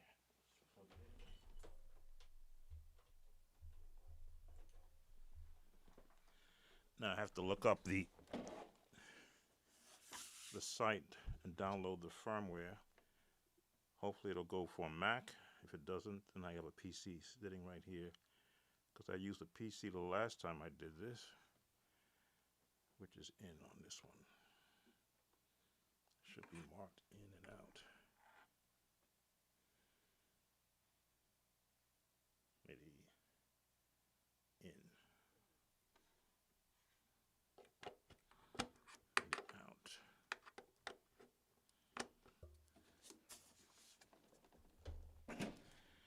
I believe I got to bring it up into the program mode, which I don't remember how to do, but that's why we have the internet.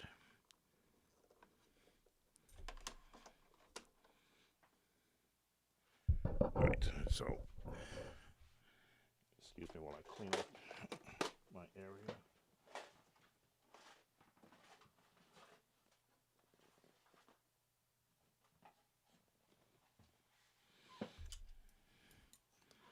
All my tools. Screwdrivers. Don't need a battery, but now we have a spare. This is an old battery. Garbage.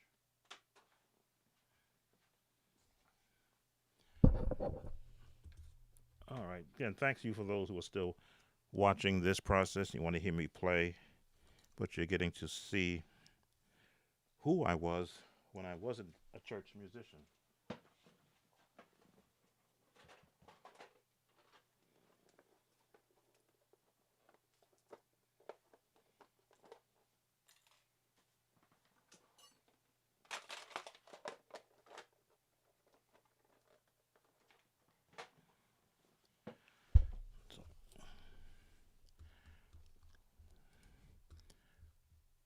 Let's change my point of view.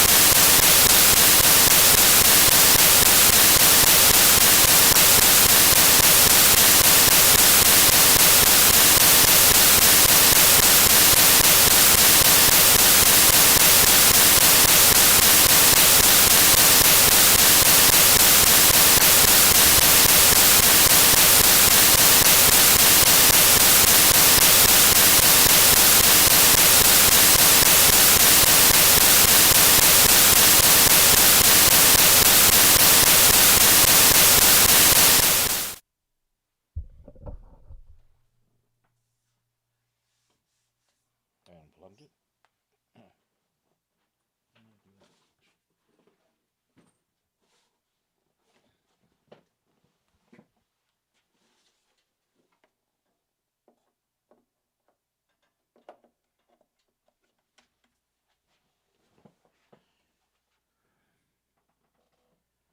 Go to global and see page.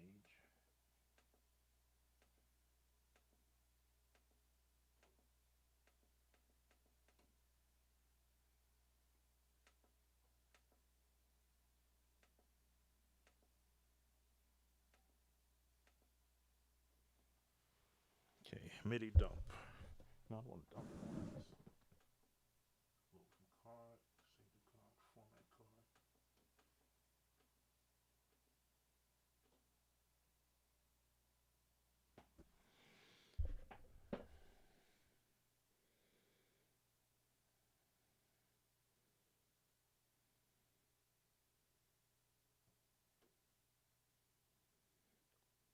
Transmission of global. Transmitter dumps parameter sequence with another M1 connected through MIDI. MIDI dump consent received on this page regardless of exclusive. Okay. Excuse me for reading.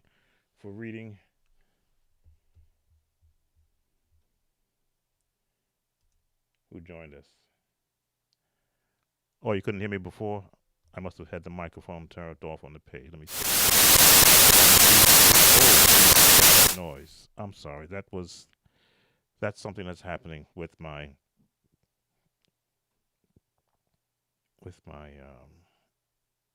USB. Let me see if I can unplug it and plug it back in. Hopefully it won't crash the system. Out.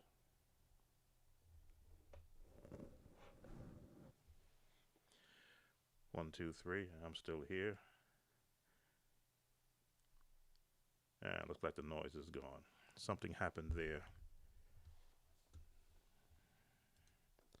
Sorry about that. Okay. Not sure who is still here, but yeah,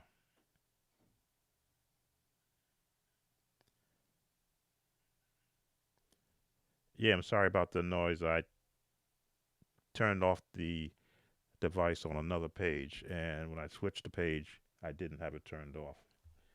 So, the dump, that's what we're doing now. Let's see, we just downloaded it in here. There it is. Let's open it up.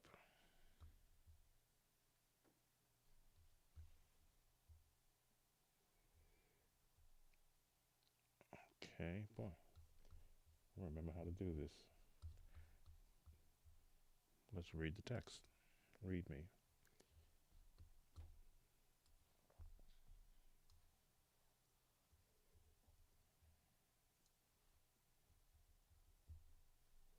Before you begin, after unzipping, you should have two files. Okay, both files contain the same data. The file is standard MIDI file, which can be loaded to most sequences. You can load it to Windows Media Player as well. Once loaded to a sequence, it can be played via MIDI to M1, just like playing a song. System X file is the one I want. File called connect MIDI sockets in, switch on the M1 and set to MIDI, global MIDI channel, and ensure System X receive is enabled. Okay, and ensure that the System X receive is enabled. Let's go back and look at the System X receive.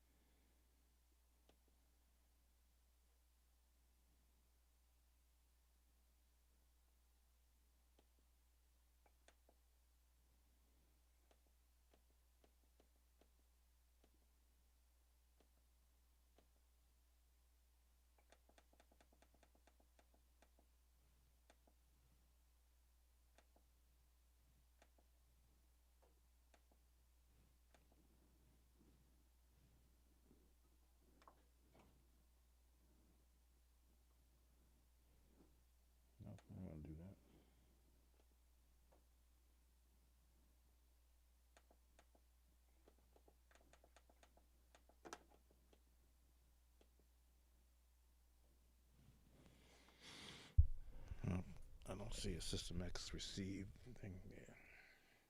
Excuse me if I'm reading this. I'll try to keep my mouth quiet.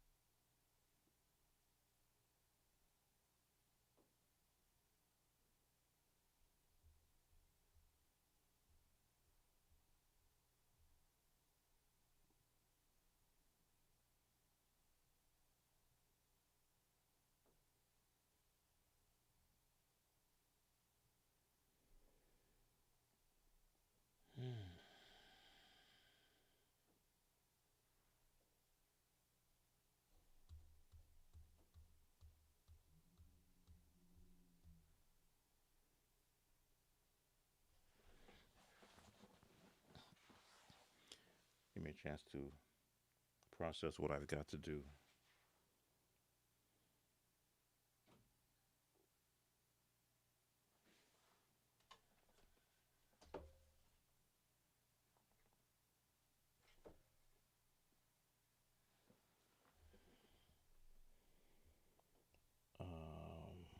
Let's try it. I have to send the file to the program through a program. They mentioned Cakewalk because that was a prominent program back then. I don't have Cakewalk on my Mac, but I have other programs that do send MIDI files to a device. So let's try.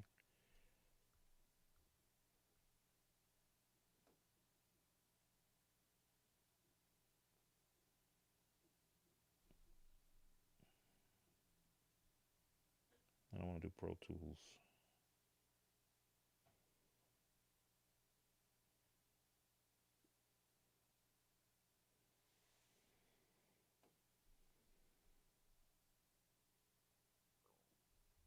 Let's try Addictive Keys. It's a basic program.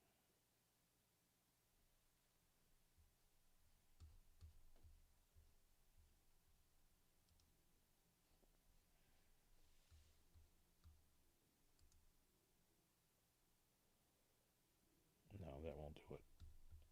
It's a standalone program. I need a program that's going to recognize the drive. Recognize the computer, the keyboard rather. So let's try.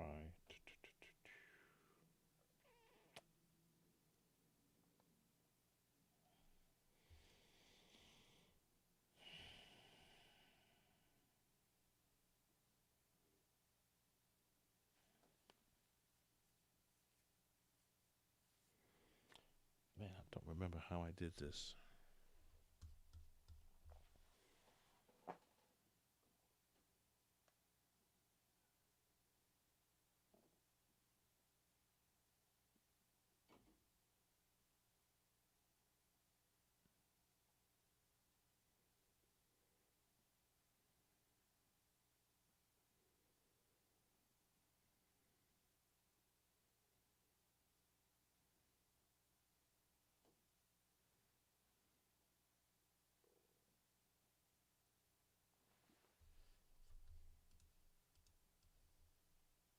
Sorry about that.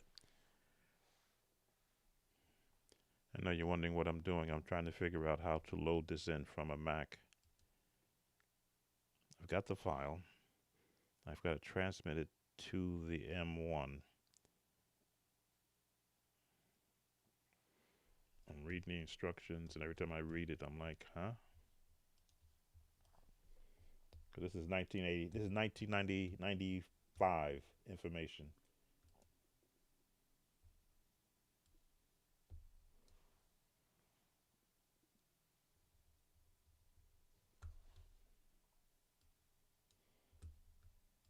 All right.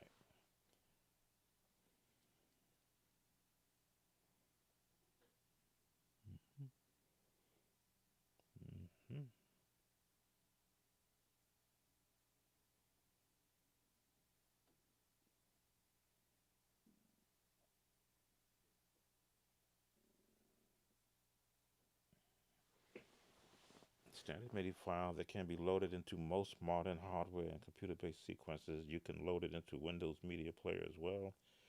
Once loaded into a sequencer, it can be played out via MIDI to the M1, just like playing a song.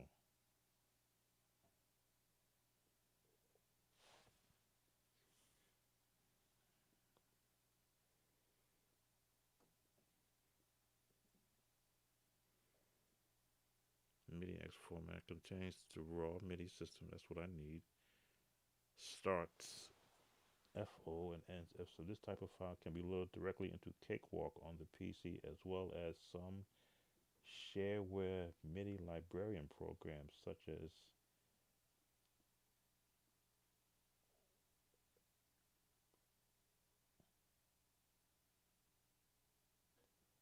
MIDI librarian program. What do I have on here that's okay?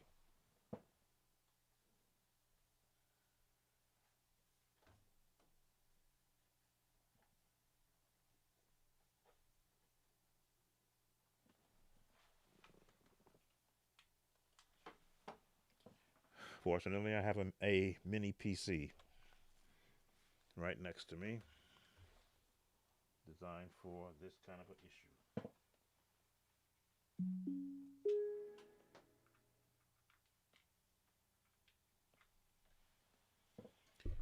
All right, so give me a chance to switch screens, switch keyboards.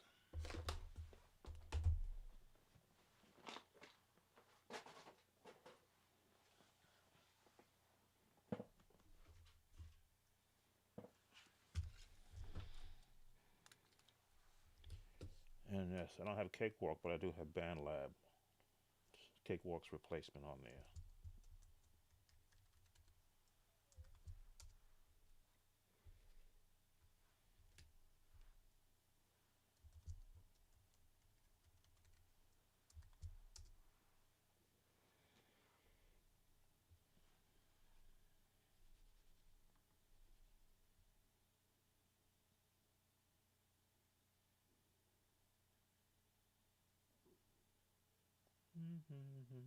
Where are you, BandLab? Should be right there.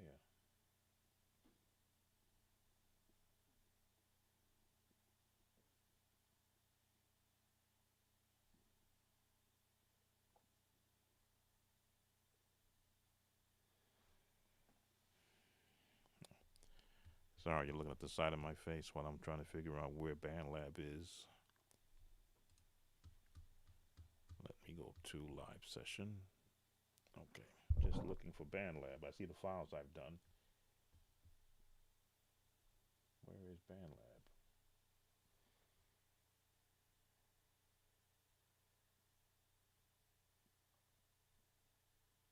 There it is.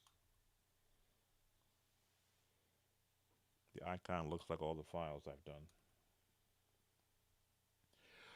Ooh, but now I've got to get the system file over to here.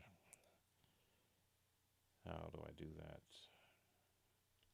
I'm gonna have to email it to myself, right? Or put it on a generic disk and do a transfer. Who is okay?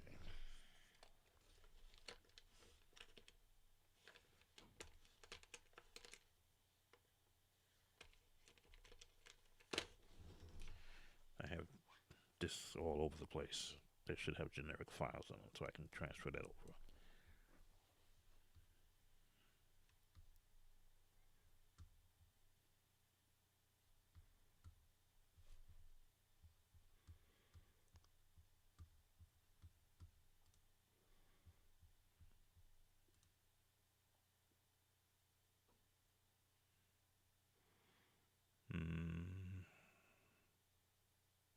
Yeah, I should be able to get it on here. Give me a chance to go and find the files and move it over to a disk I can just send the files to.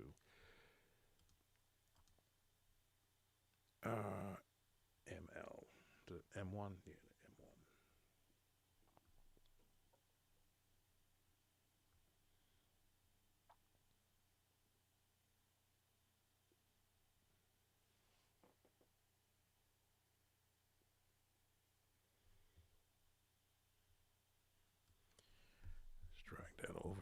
Hope it picks it up.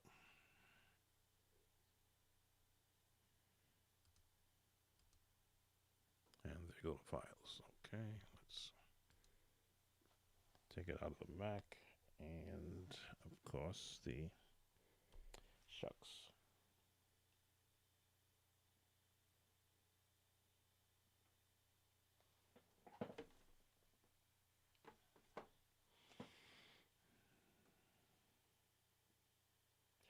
That was a good move, Sam. All right. Next move. I saved it onto a SD card. There's no SD card on the PC, but there is a USB drive, which I am putting in because it has generic files on it already. Be easy enough just to slide those two right into there. And they're very small files.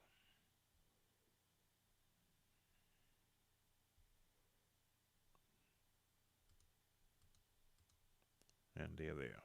Okay. Almost thought I messed up. Okay. Plug it in. Where's my... Who are you? Oh, nobody important, I hope.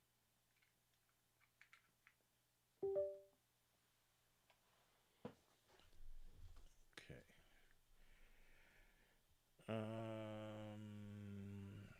No, don't do that.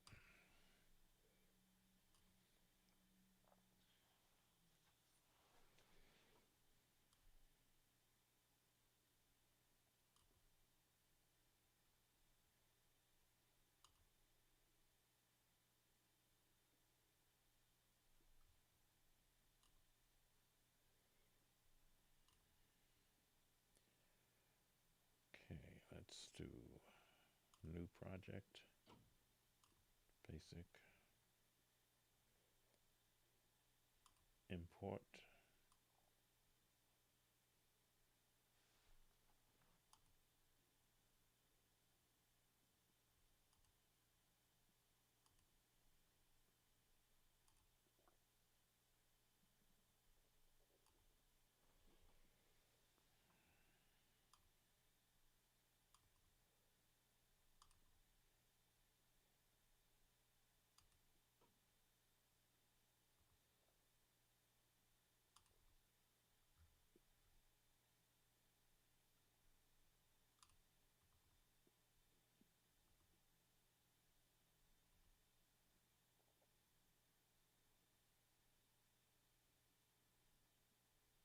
Hmm.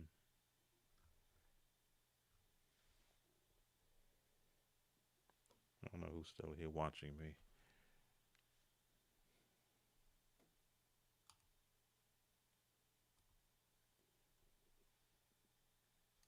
Didn't import the MIDI file. Let's try dragging it in here then.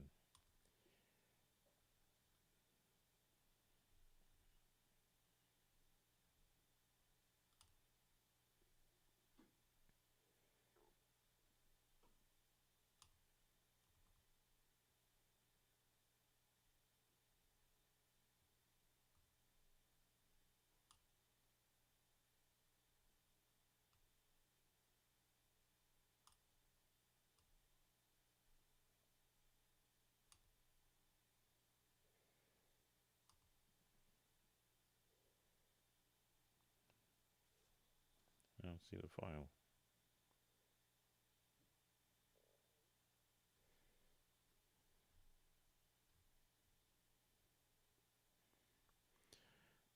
Alright, this is where it gets hairy.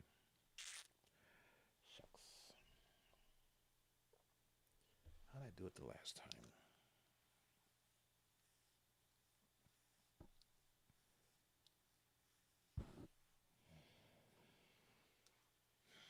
It's 25 years ago, 20 years ago when I last did this.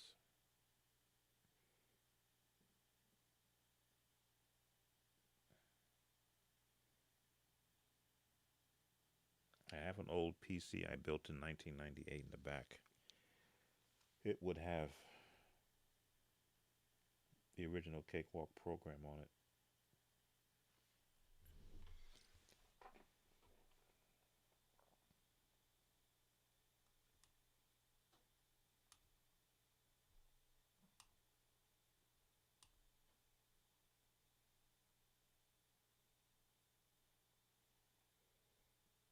There's a file there though.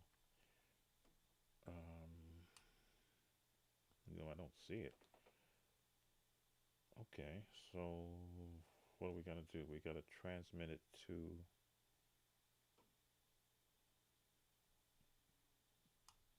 the M1, which means I gotta go in and preferences. Make sure the M1 is seen, and it is not. MIDI devices. Okay, there's the MIDI interface, which is connected to the M1. Okay. Apply that in. Good. Playback and recording. System exclusives. Yes, that's got to be sent to, yes, that port. What is this? Some stuff I had to do way long ago. Okay, apply. All right, let's let it play and see if it writes to the, oh wait, output.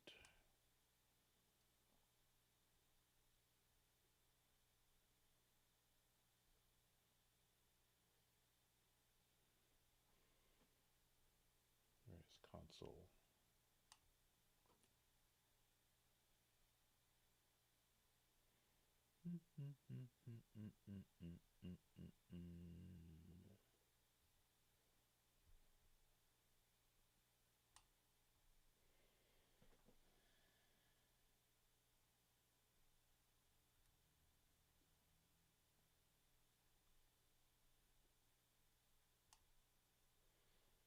All right.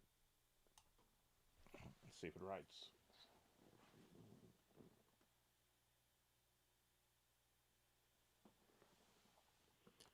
I don't see anything happening.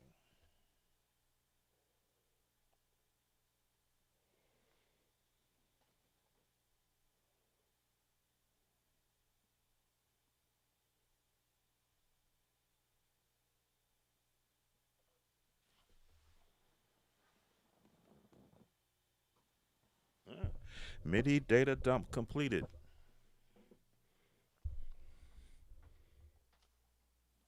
Let's come out of here. Yep, there we are.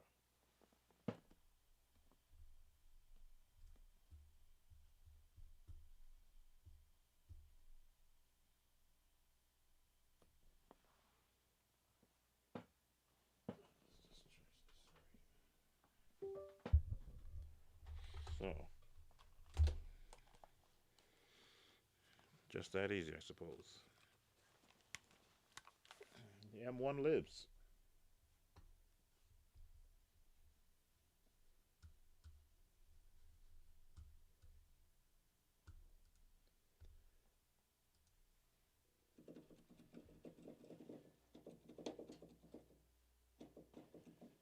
Okay, now I got to reassign the audio again because it crashed. And I reset it. Let's get the audio back. And then you're going to hear something I haven't heard played in 25 years, my M1.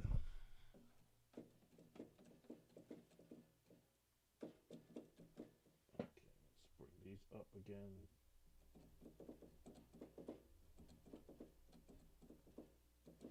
Oh, it would help if I plugged in the audio cables, wouldn't it?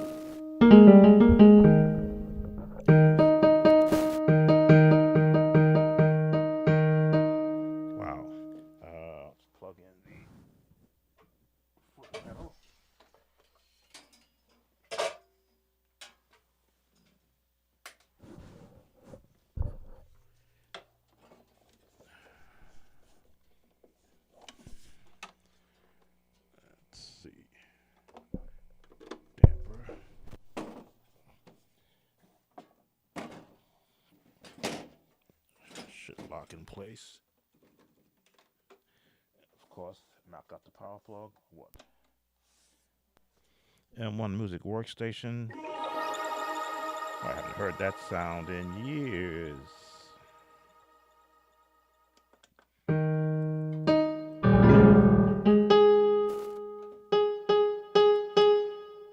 There's a setting for the foot pedals. Polarity. There it is. What changed it?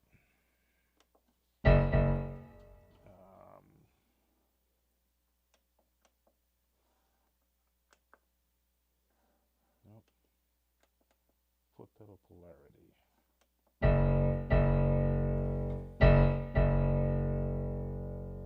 Up, down. There it is.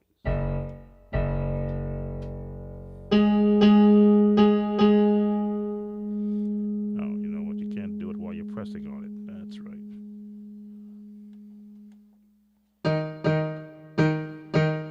Gotta push it up and don't press it.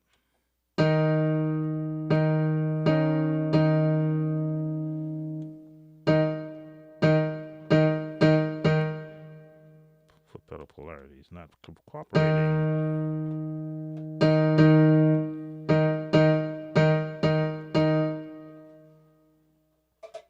Polarity switch on here. There's no polarity switch, right? Yamaha, okay. Excuse me, let me go get a generic foot pedal.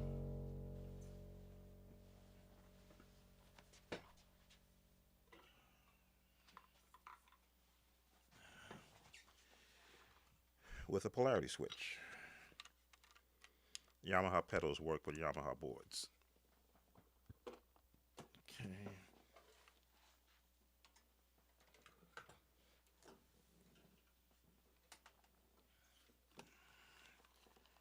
Don't know who's still here, but thanks for hanging out with me.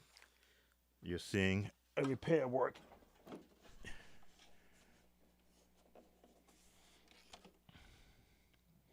Where is it now?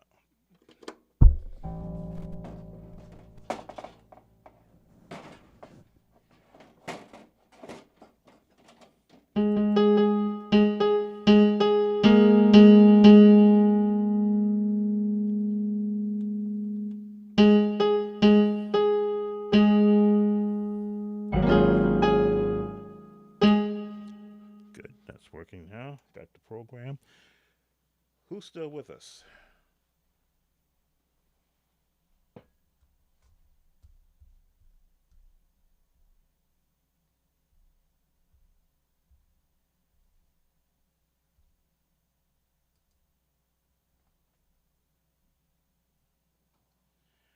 Don't know who's still here, but we have the M1 up and operational.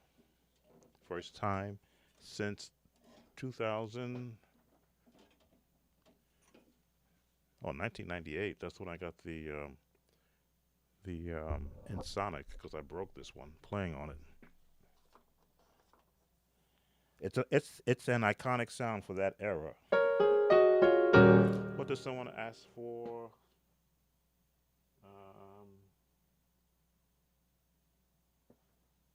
Play "Oh Happy Day." If I remember right, there's no drum patterns on this one. I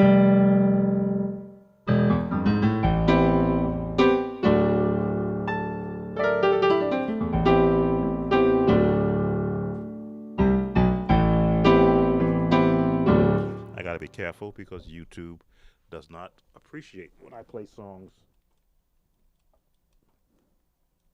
correctly.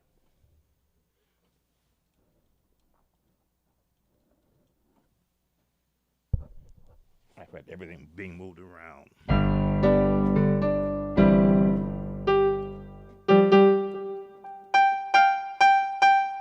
that's where I did that fix.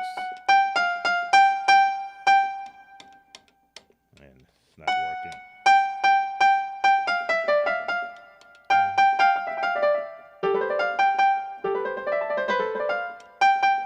Oh, well, at least it won't be in my way.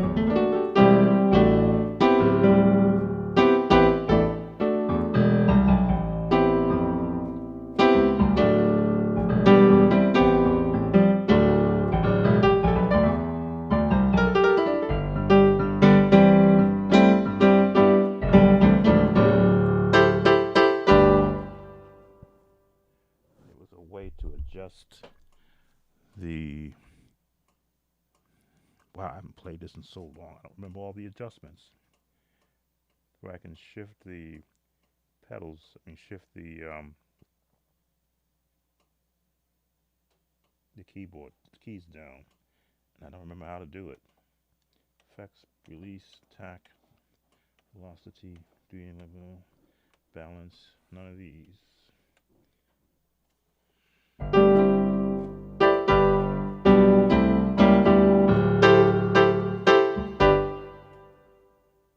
Dust.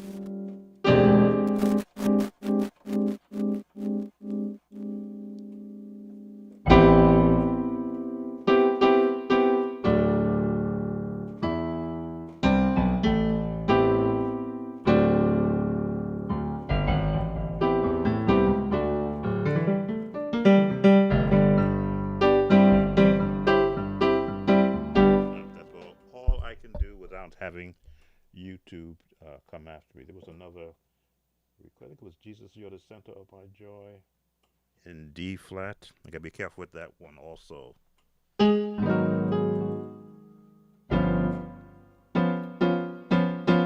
Lost my pedal already. Global.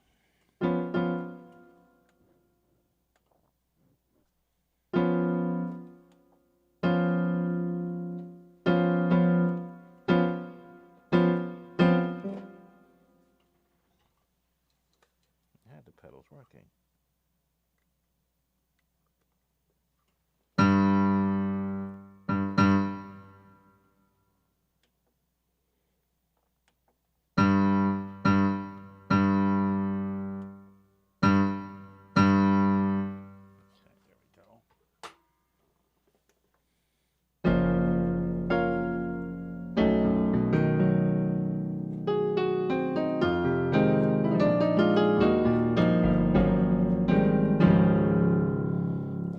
Sounds badly out of tune.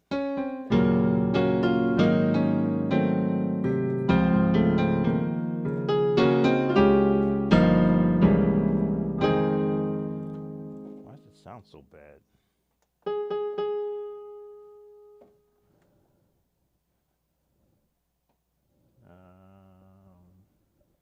Scroll up.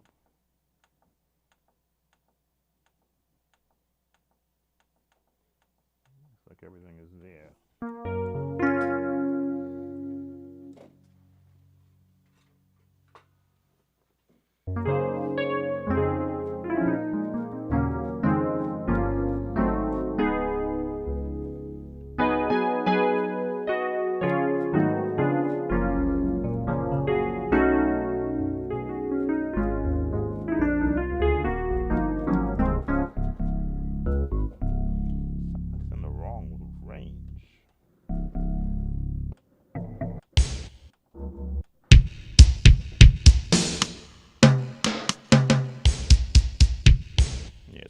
Range.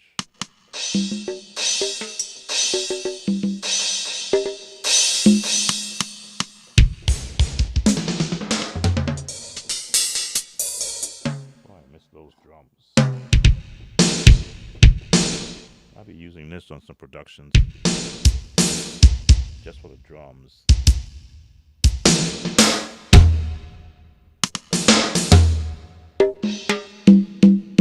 It's all mixed up. This is not in the right range.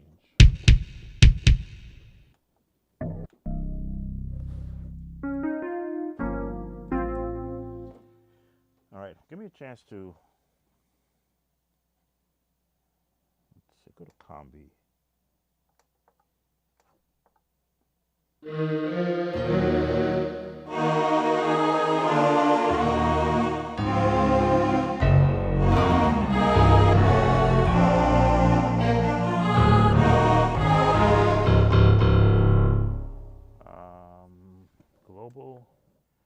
Master tune, that's at 0, that's correct. Transpose, that's at 0, that's correct. Pedal sign, looking for something that has to do with what you call shifting the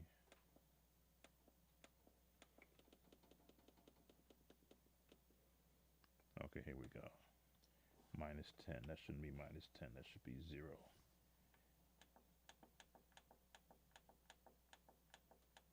There we go.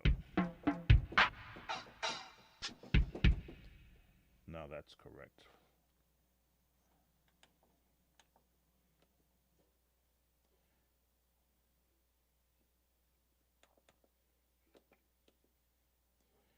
Why are they all -10?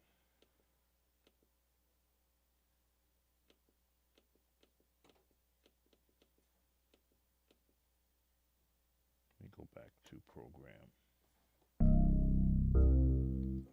I saw something there that said -50.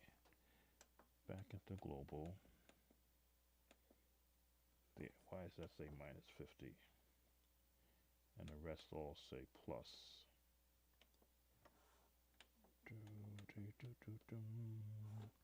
You go to 0.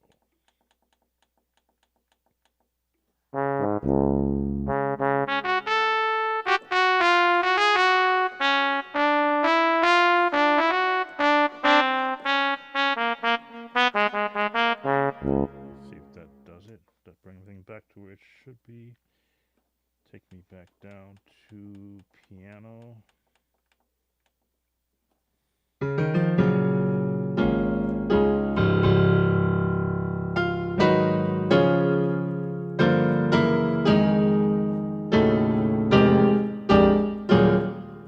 That is not right. But I see nothing here. Who's still with me? We've got the M1 operational again. That my fix isn't, it's just holding the key up, which is good, so I don't have it constantly in the way. Now it won't work, but that's okay.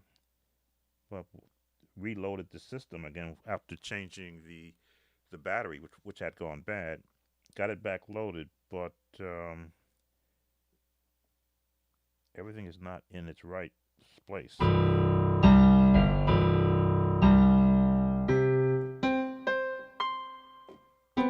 Doesn't sound right. Or am I too tuned to the Yamaha sound? To this Korg sound is now foreign to my ears. Let me go back into global. Let's see, edit program. What do we got in here? Single poly basic. What we got in here? Piano, 16-foot velocity, pitch. See nothing, everything's at 0. Cutoff, intensity, attack.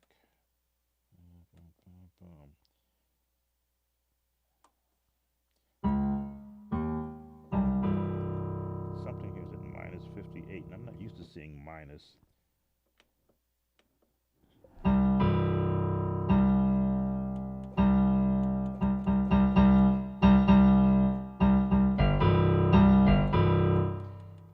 Changes when I touch this.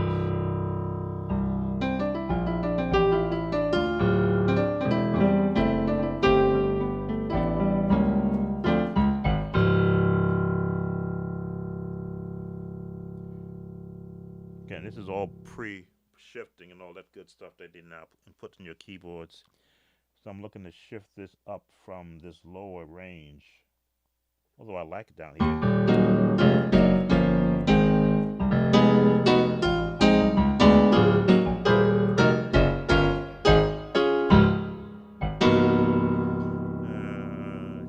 Center of my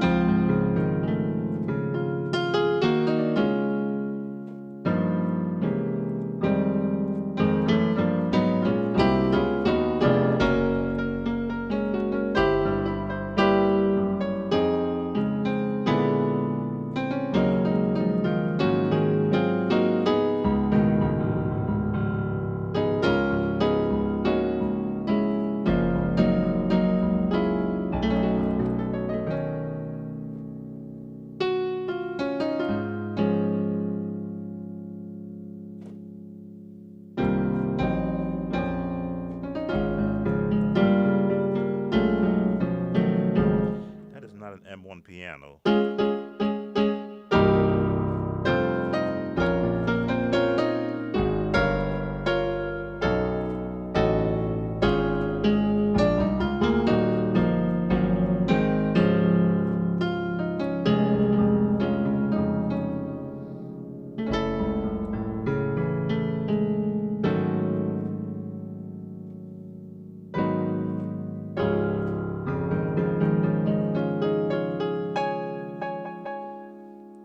Got to be a way to shift the compare. What is this? Double, single drums. Nope. Hold, oscillator. Nope. Multi-sound piano. 16. Does that? Ah, there it is. Octaves.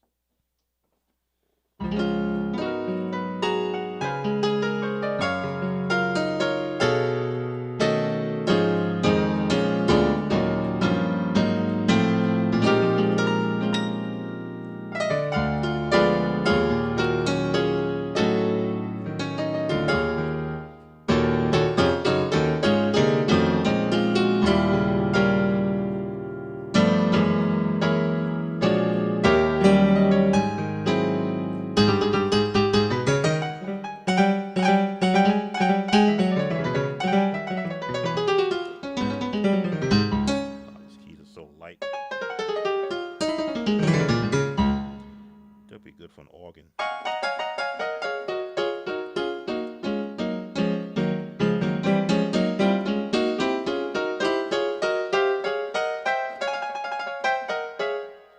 Yeah, I'm thinking something in the system program is wrong.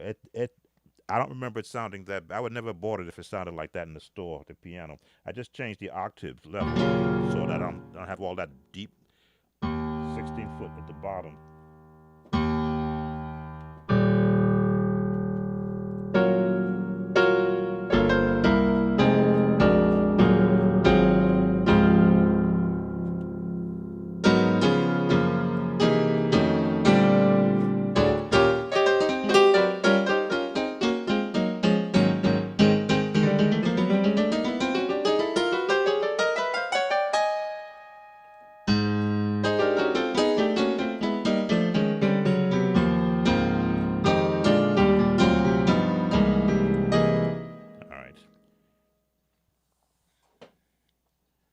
Combi used to be fun to play with. Get out of edit program, go to Combi, film score, that's the big sound. Let's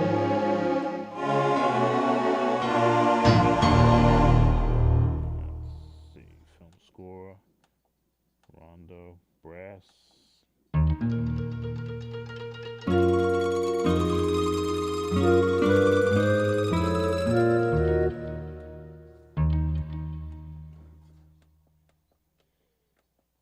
Used to know how to jump through these things. I miss having that scroll button.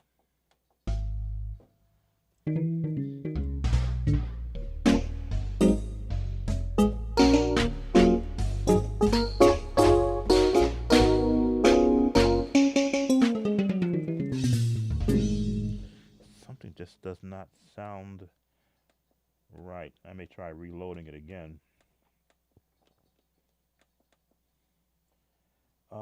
What put you in the sequencer? Well, if I play the sequencer, maybe that'll give me a sequencer. Here's a song, Yes. I think that's the one I was just playing. What was play on this? Here we go.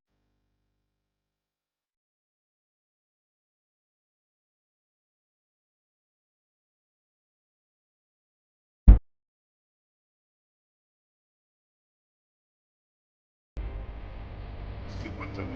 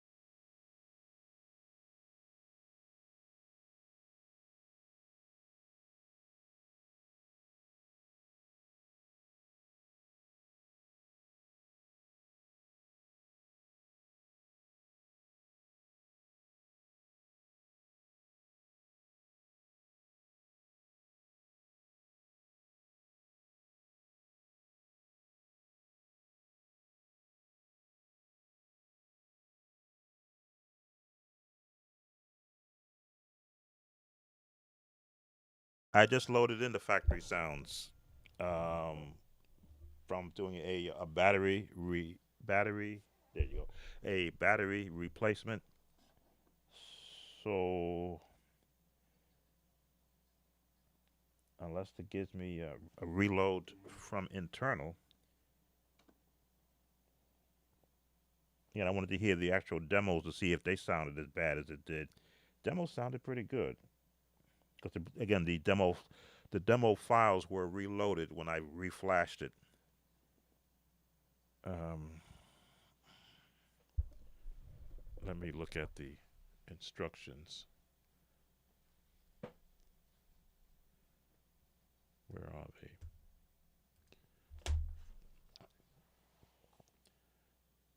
Media format that contains the raw exclusive data.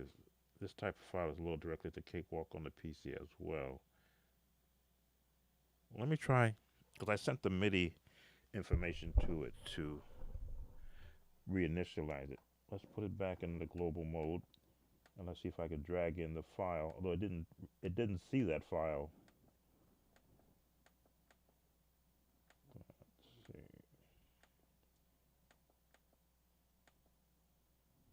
Okay, in the MIDI dump mode. It didn't see, Cakewalk didn't, rather BandLab did not see the other file when I went to load it on. It saw the MIDI file, but it didn't see the other file that talks about having system exclusive data. HD driver for the above audio device is disconnected from your system. Would you like to reconnect it? I didn't pull it thing. I should still be connected. Yeah, it's reconnected. Let's see if I can somehow drag in the other file. Let's see, it's in here.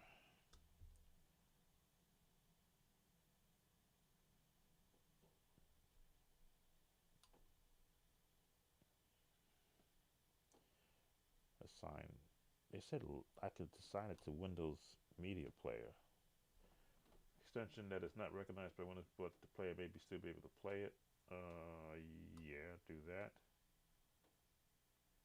Cannot play the file. I might not support the file type. Close. Okay, so that didn't. Why did they say Windows Media Player can play it? Let me see. Okay, this is 1995 information. Contains raw media exclusive data. This type file can be loaded directly into Cakewalk on the PC as well as sharing such as software for. Okay, where did I see media players playing it? Reload the M1. Sequence and socket. Switch on the M1. Set the basis MIDI channel 1. Global MIDI channel. Ensure that the system receives enabled. Reload the file into your PC sequencer and transmit to the M1 on all files. Switch off the M1. Oh, I didn't do that. I didn't switch it off and back on. Or did I?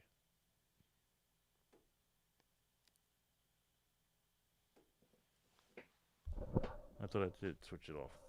Let me do that. Switch it off. I think I did knock out the plug and bring it back in. Let's see if that. Okay, universe is the first thing that comes up. O1 is for the piano.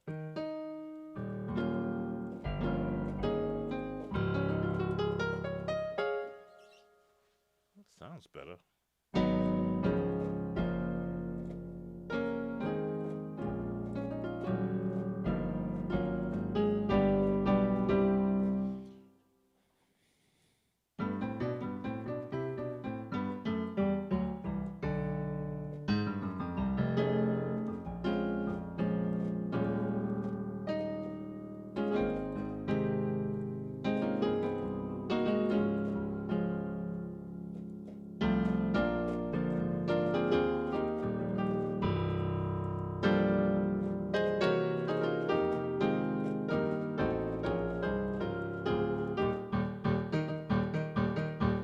Does sound better though. A lot crisper. And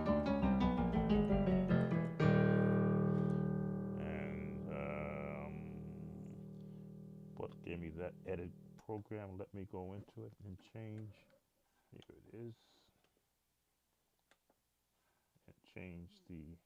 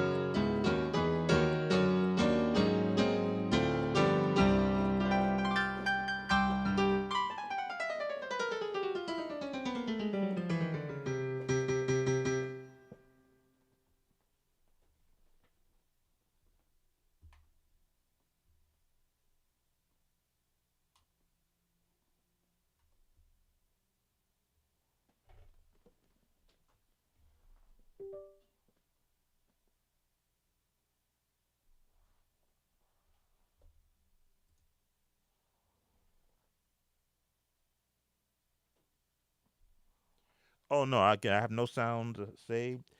I haven't played this since 1998.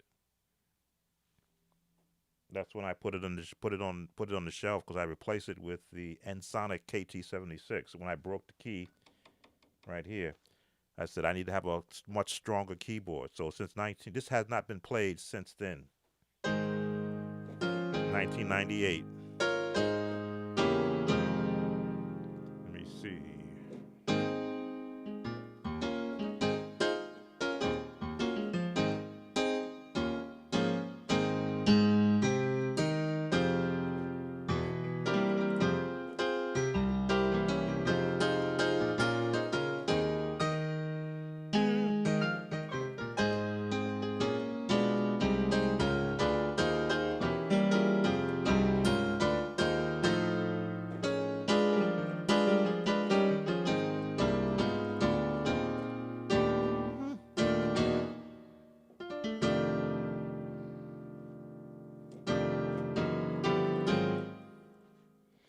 These keys, they feel like a toy.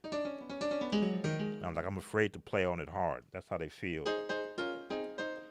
I'm doing familiar music. Oh, excuse me. Got two computers working. There we go. I'm doing familiar music so I don't press too hard on the keys. Let's put me right here. Move the microphone. Adjust it. This is the regular piano mode. I've got it shifted to 8 foot, not 16. Just to shift it back to 16. And it's not as crisp down there.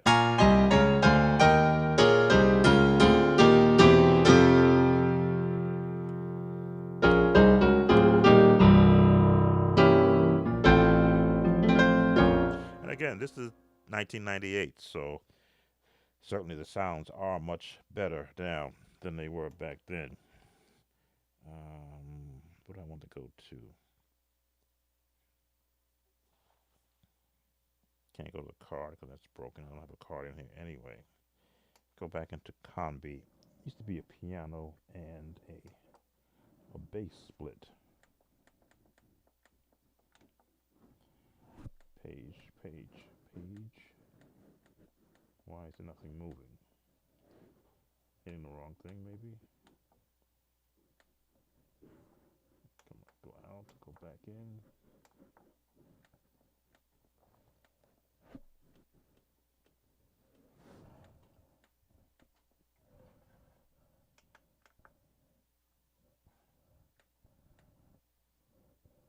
Oh, up, down. hitting the wrong thing. Orchestral.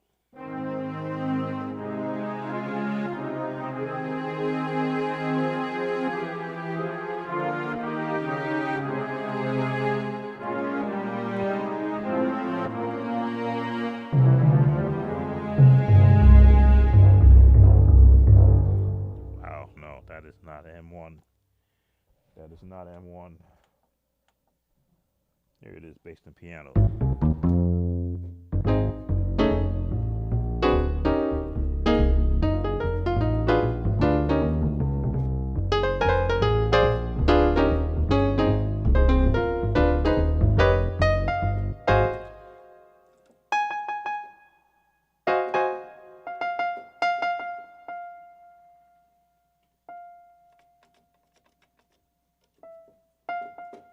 That's where I had that tape stuck on it. It's a little sticky.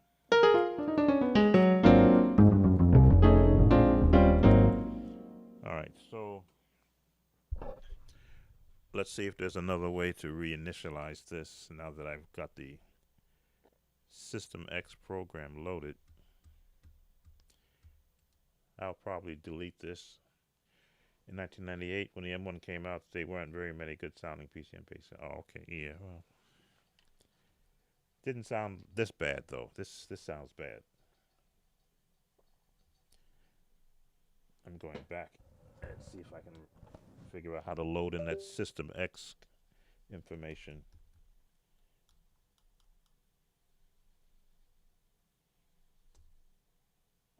If I can get the PC to come back up.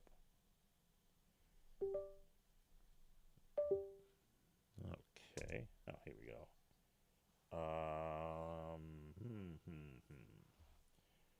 Can I make you pull in that? Oh, Cakewalk now stop working. Okay, so that was the file that loaded it up, a MIDI file.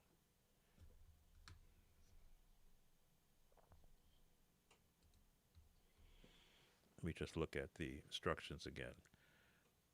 The sys format and contains raw MIDI system exclusive data. We load it directly into Cakewalk on the PC, as well as some shareware MIDI libraries such as Software Forge, System X Manager.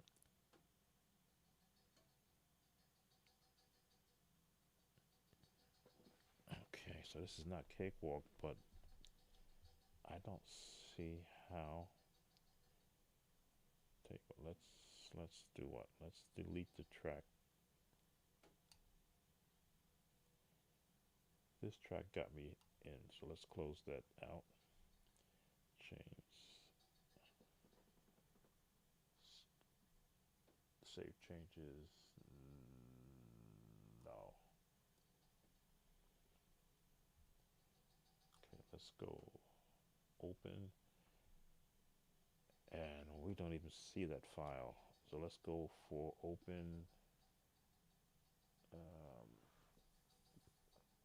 Goodness.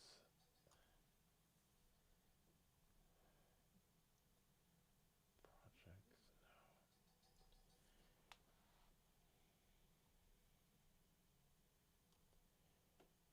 Doesn't give me a way. Okay, let's do this.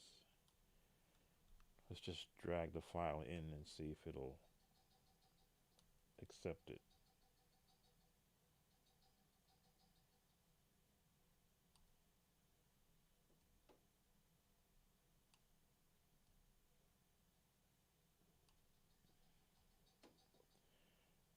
Nope, can't even drag it in.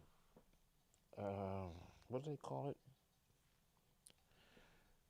A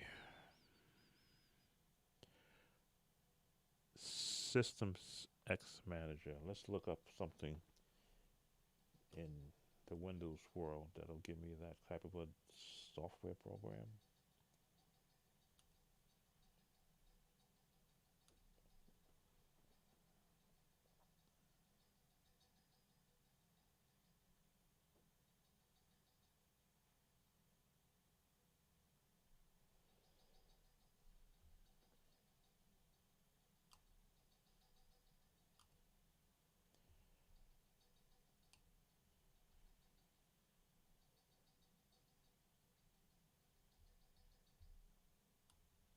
Going to the Korg site, they should have something there.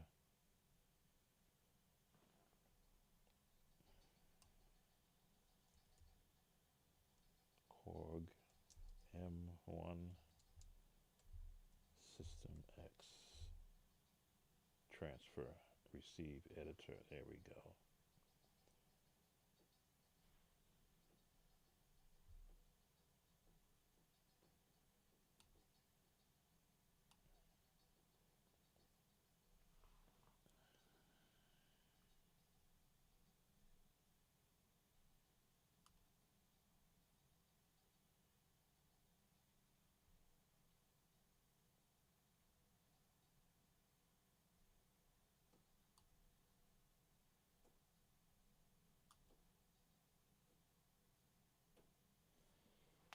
Korg support has one. Here we go. Downloads PDF. How to use it? Where's the program at? If you accept the license, you can download stuff by using the link below. All right, so let's see.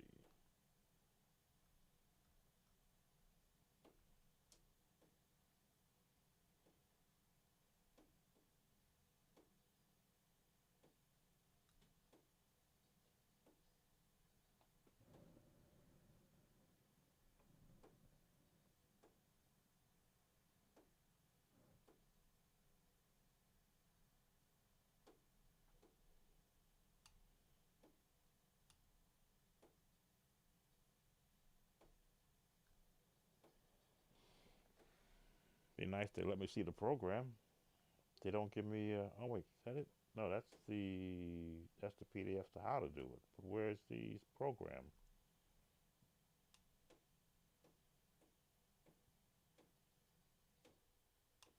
Yeah, I got that.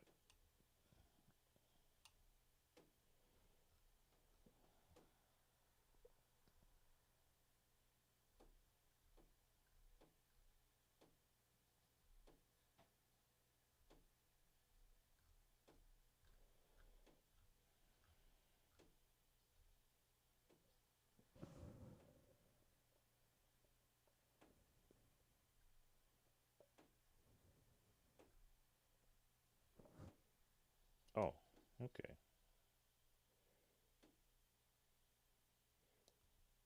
It sent me to a site which probably doesn't exist anymore.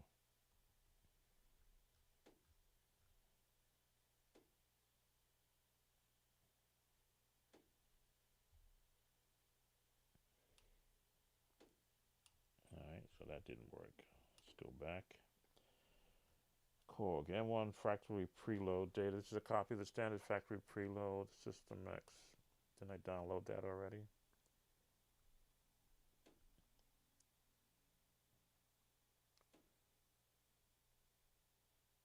Yep. But I downloaded Mac or Windows. Is that both files?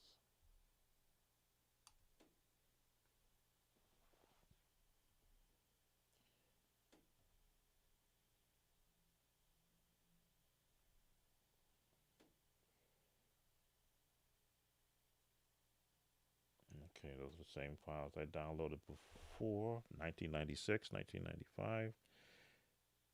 Both programs are the same size. So let me do this. Let's click on it and see if it opens up Cakewalk. Yes, it does. Okay, I'll try reloading it again. USB. Are we in the mode?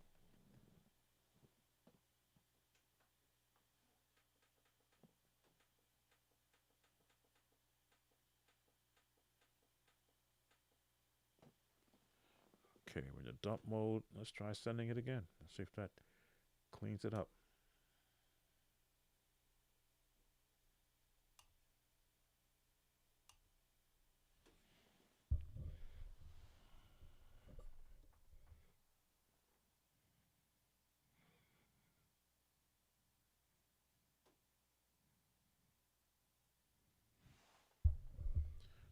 Maybe I stopped the file too quick when I did it the last time.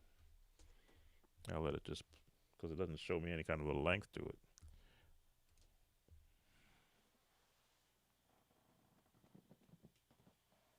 Says data dump completed.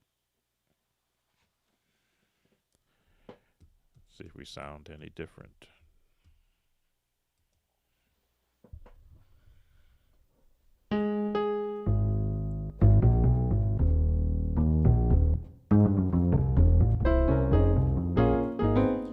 It wasn't combi the last time I was in here.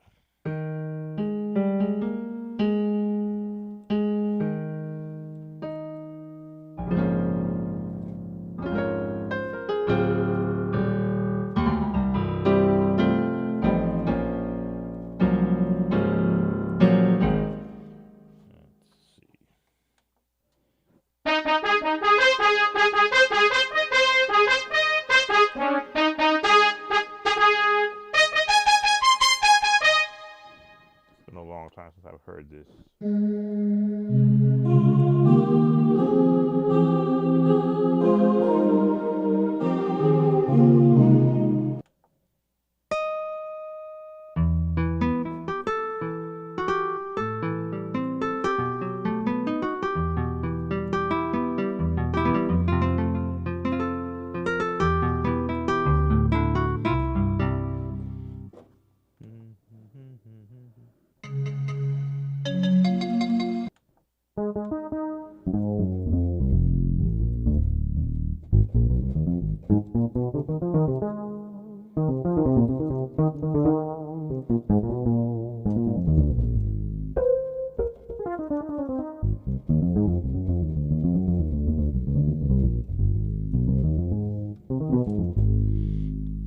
Fretless bass, symphonic, pan flute.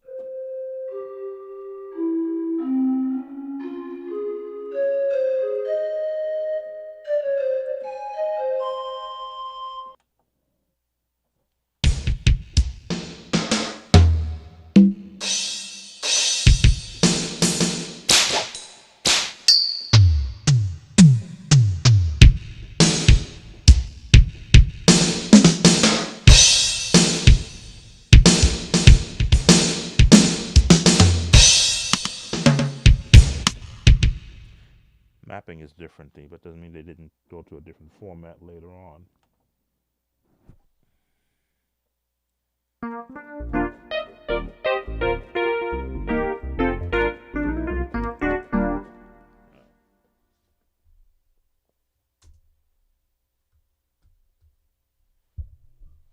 It is what it is, I suppose.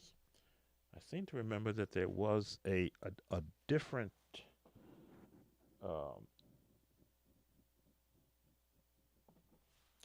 like a .01 file from Korg.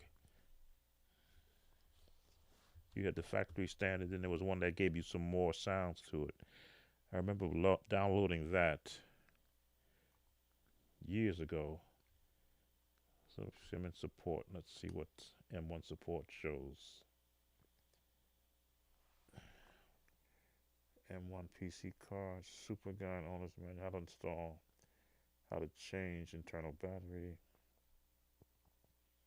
presets.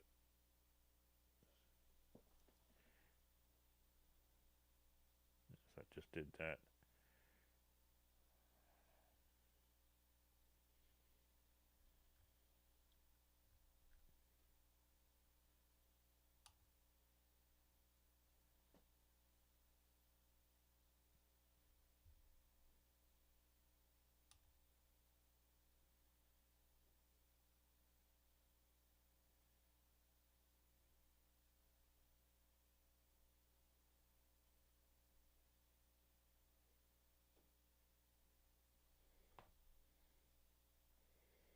Surprised they still have drivers for it and upgraded too.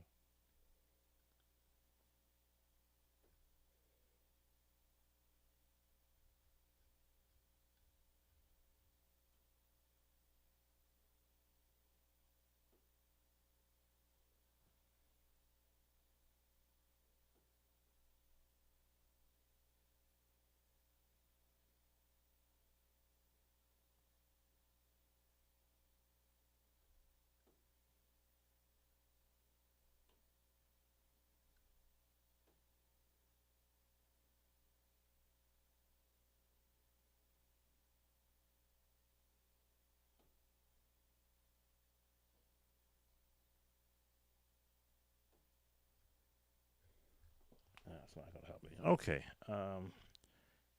I'm going to bring this to a close. I probably will delete this, but it was fun. But I may leave it up. I'm actually recording it in case I want to chop it up and make a series out of it. It's operational once again, though sounding really un uncorkish like. But I suppose for 1995, that's what you had to work with.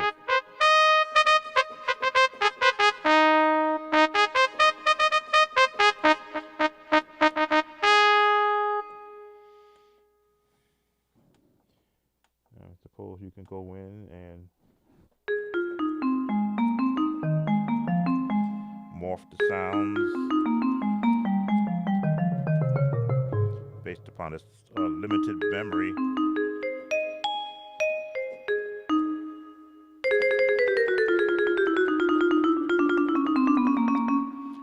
Still, it was a marvel of its time. No one had it until they began to come out with different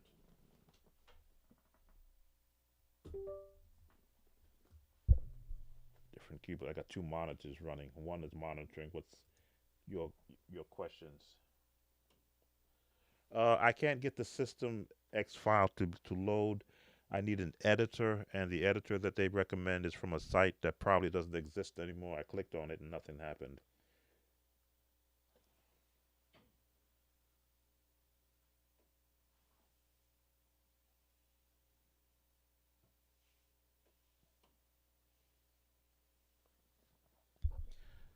So Reggie Music, I'm sort of happy that it's up and operational again. Only one note is not working. I can live without that upper F sharp. It'll make a good controller, perhaps to move into another. Well, actually, no. I've got a Yamaha MOX upstairs that I use in the other system, which has much more sounds and better sounds on it. But it was a thought that maybe I could fix it, do a video, for content creation, and if the battery was dead, which I expected to be, also content creation to show that I can still take something apart and then put it back together and get it working.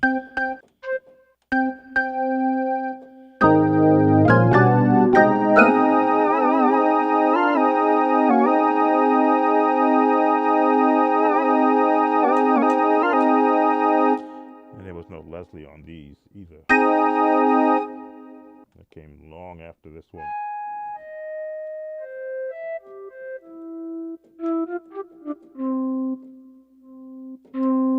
Didn't have the aftertouch though.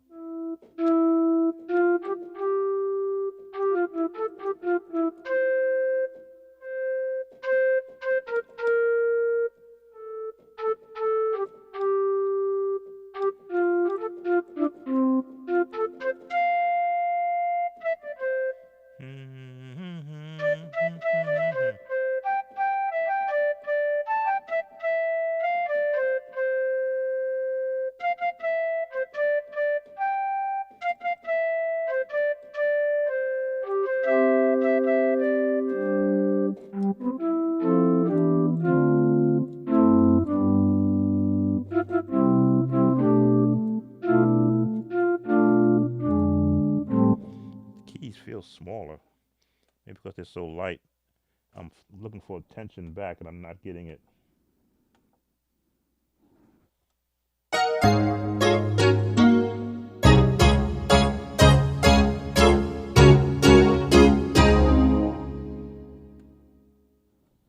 Magic piano.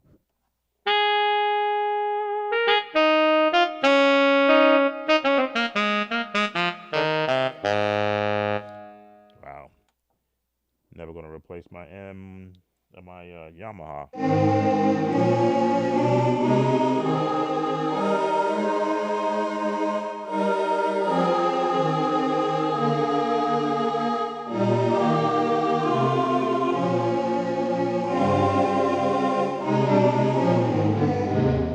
Quiet sound. No, it's never going to replace newer, but for its time.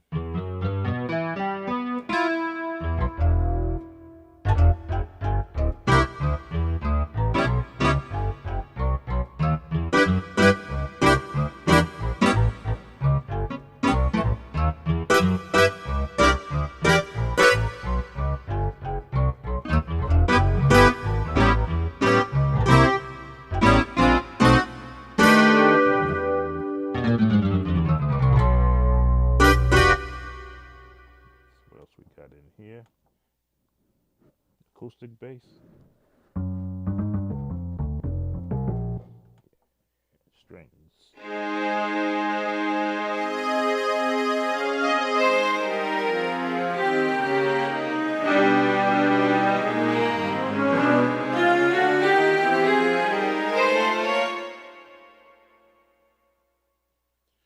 I guess for its time it was revolutionary, but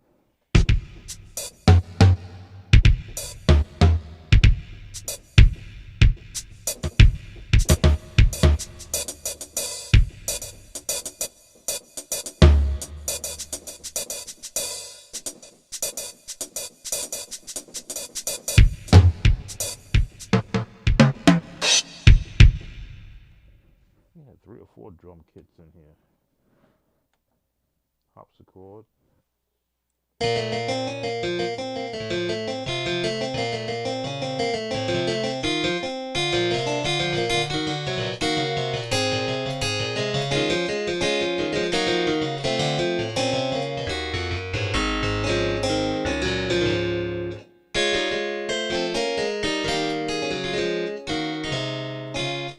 How long have I been up?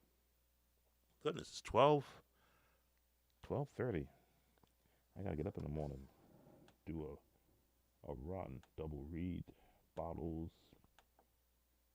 bell ring.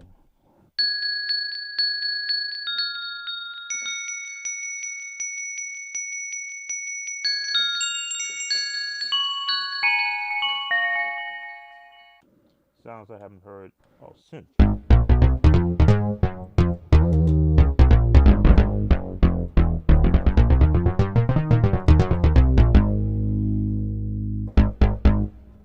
Well, maybe that's the way it's supposed to sound. I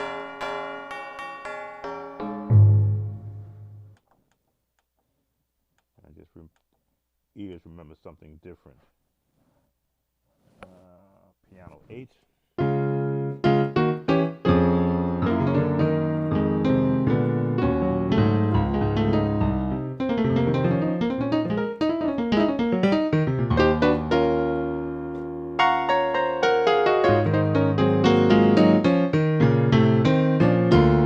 What key have I not been in? A.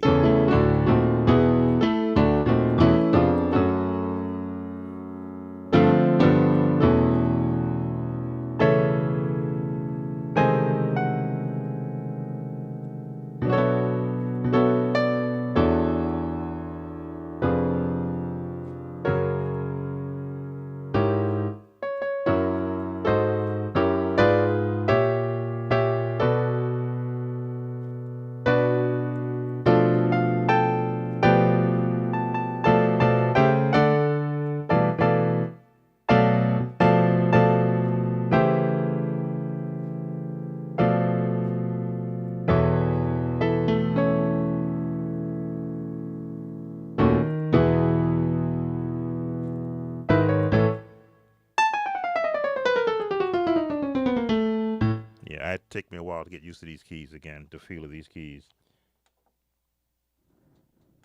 Overture Angels, no, sitar, tubular, slap bass.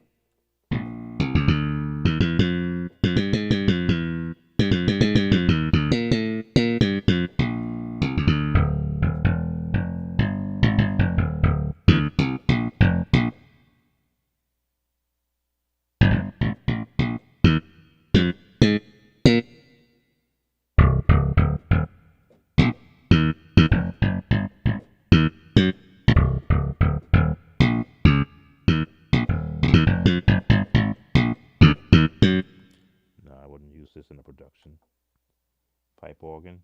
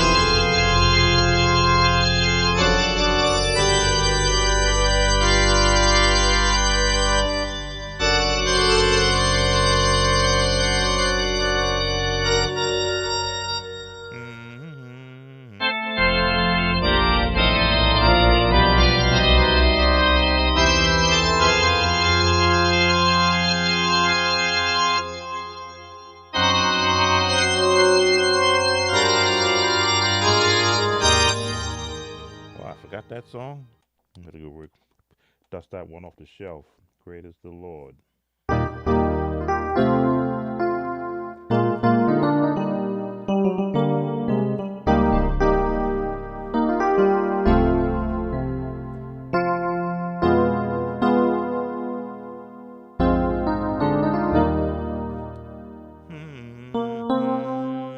F.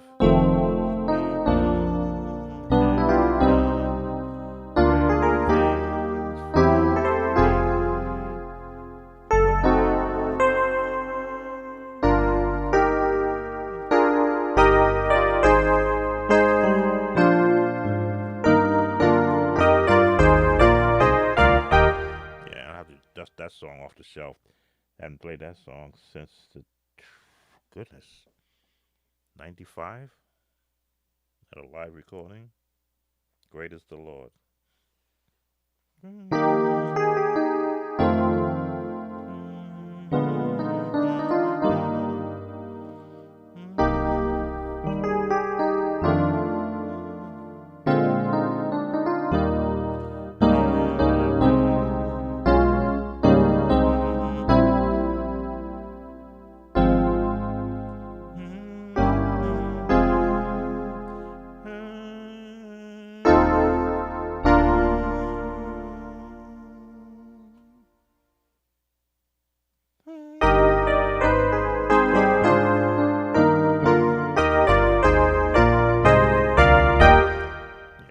Get my AI choir to do that. I can remember the words. Great is the Lord, and greatly to be praised. Great is the Lord, greatly to be praised, for he has done great things, whereof I'm glad. Hallelujah.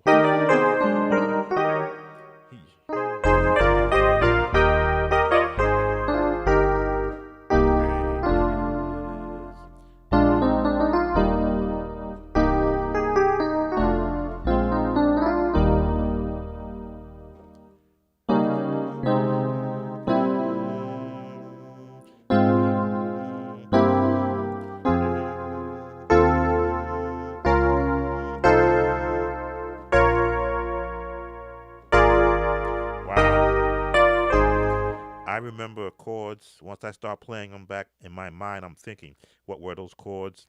And then I'm thinking of the scales and the pattern that those particular songs took. That one was one of those songs.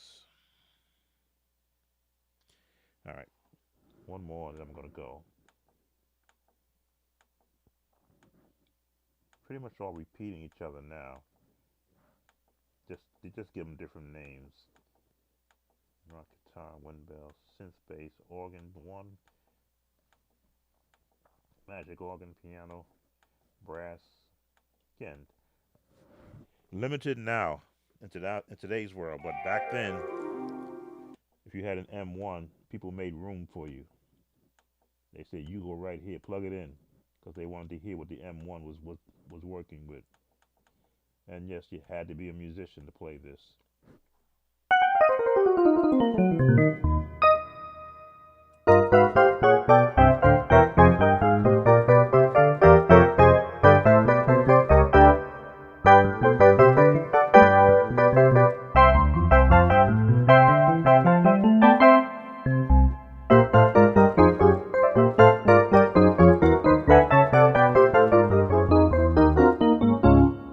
Yeah, getting somewhat comfortable playing it again, because I have to run tunes through my head that I did play with it. Hold and wait.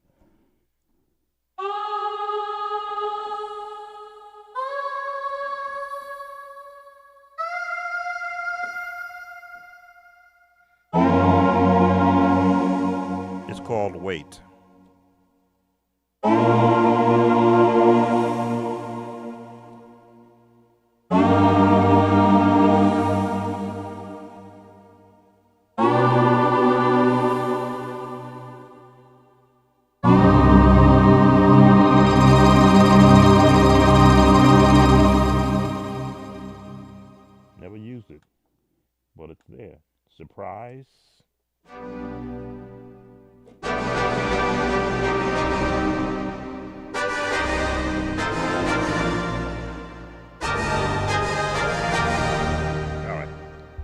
Sam Tober, Sound of Joy Music Services. Thank you for spending all this time with me. For those who are still here, you got to see me at work, me in my mind uh, being challenged.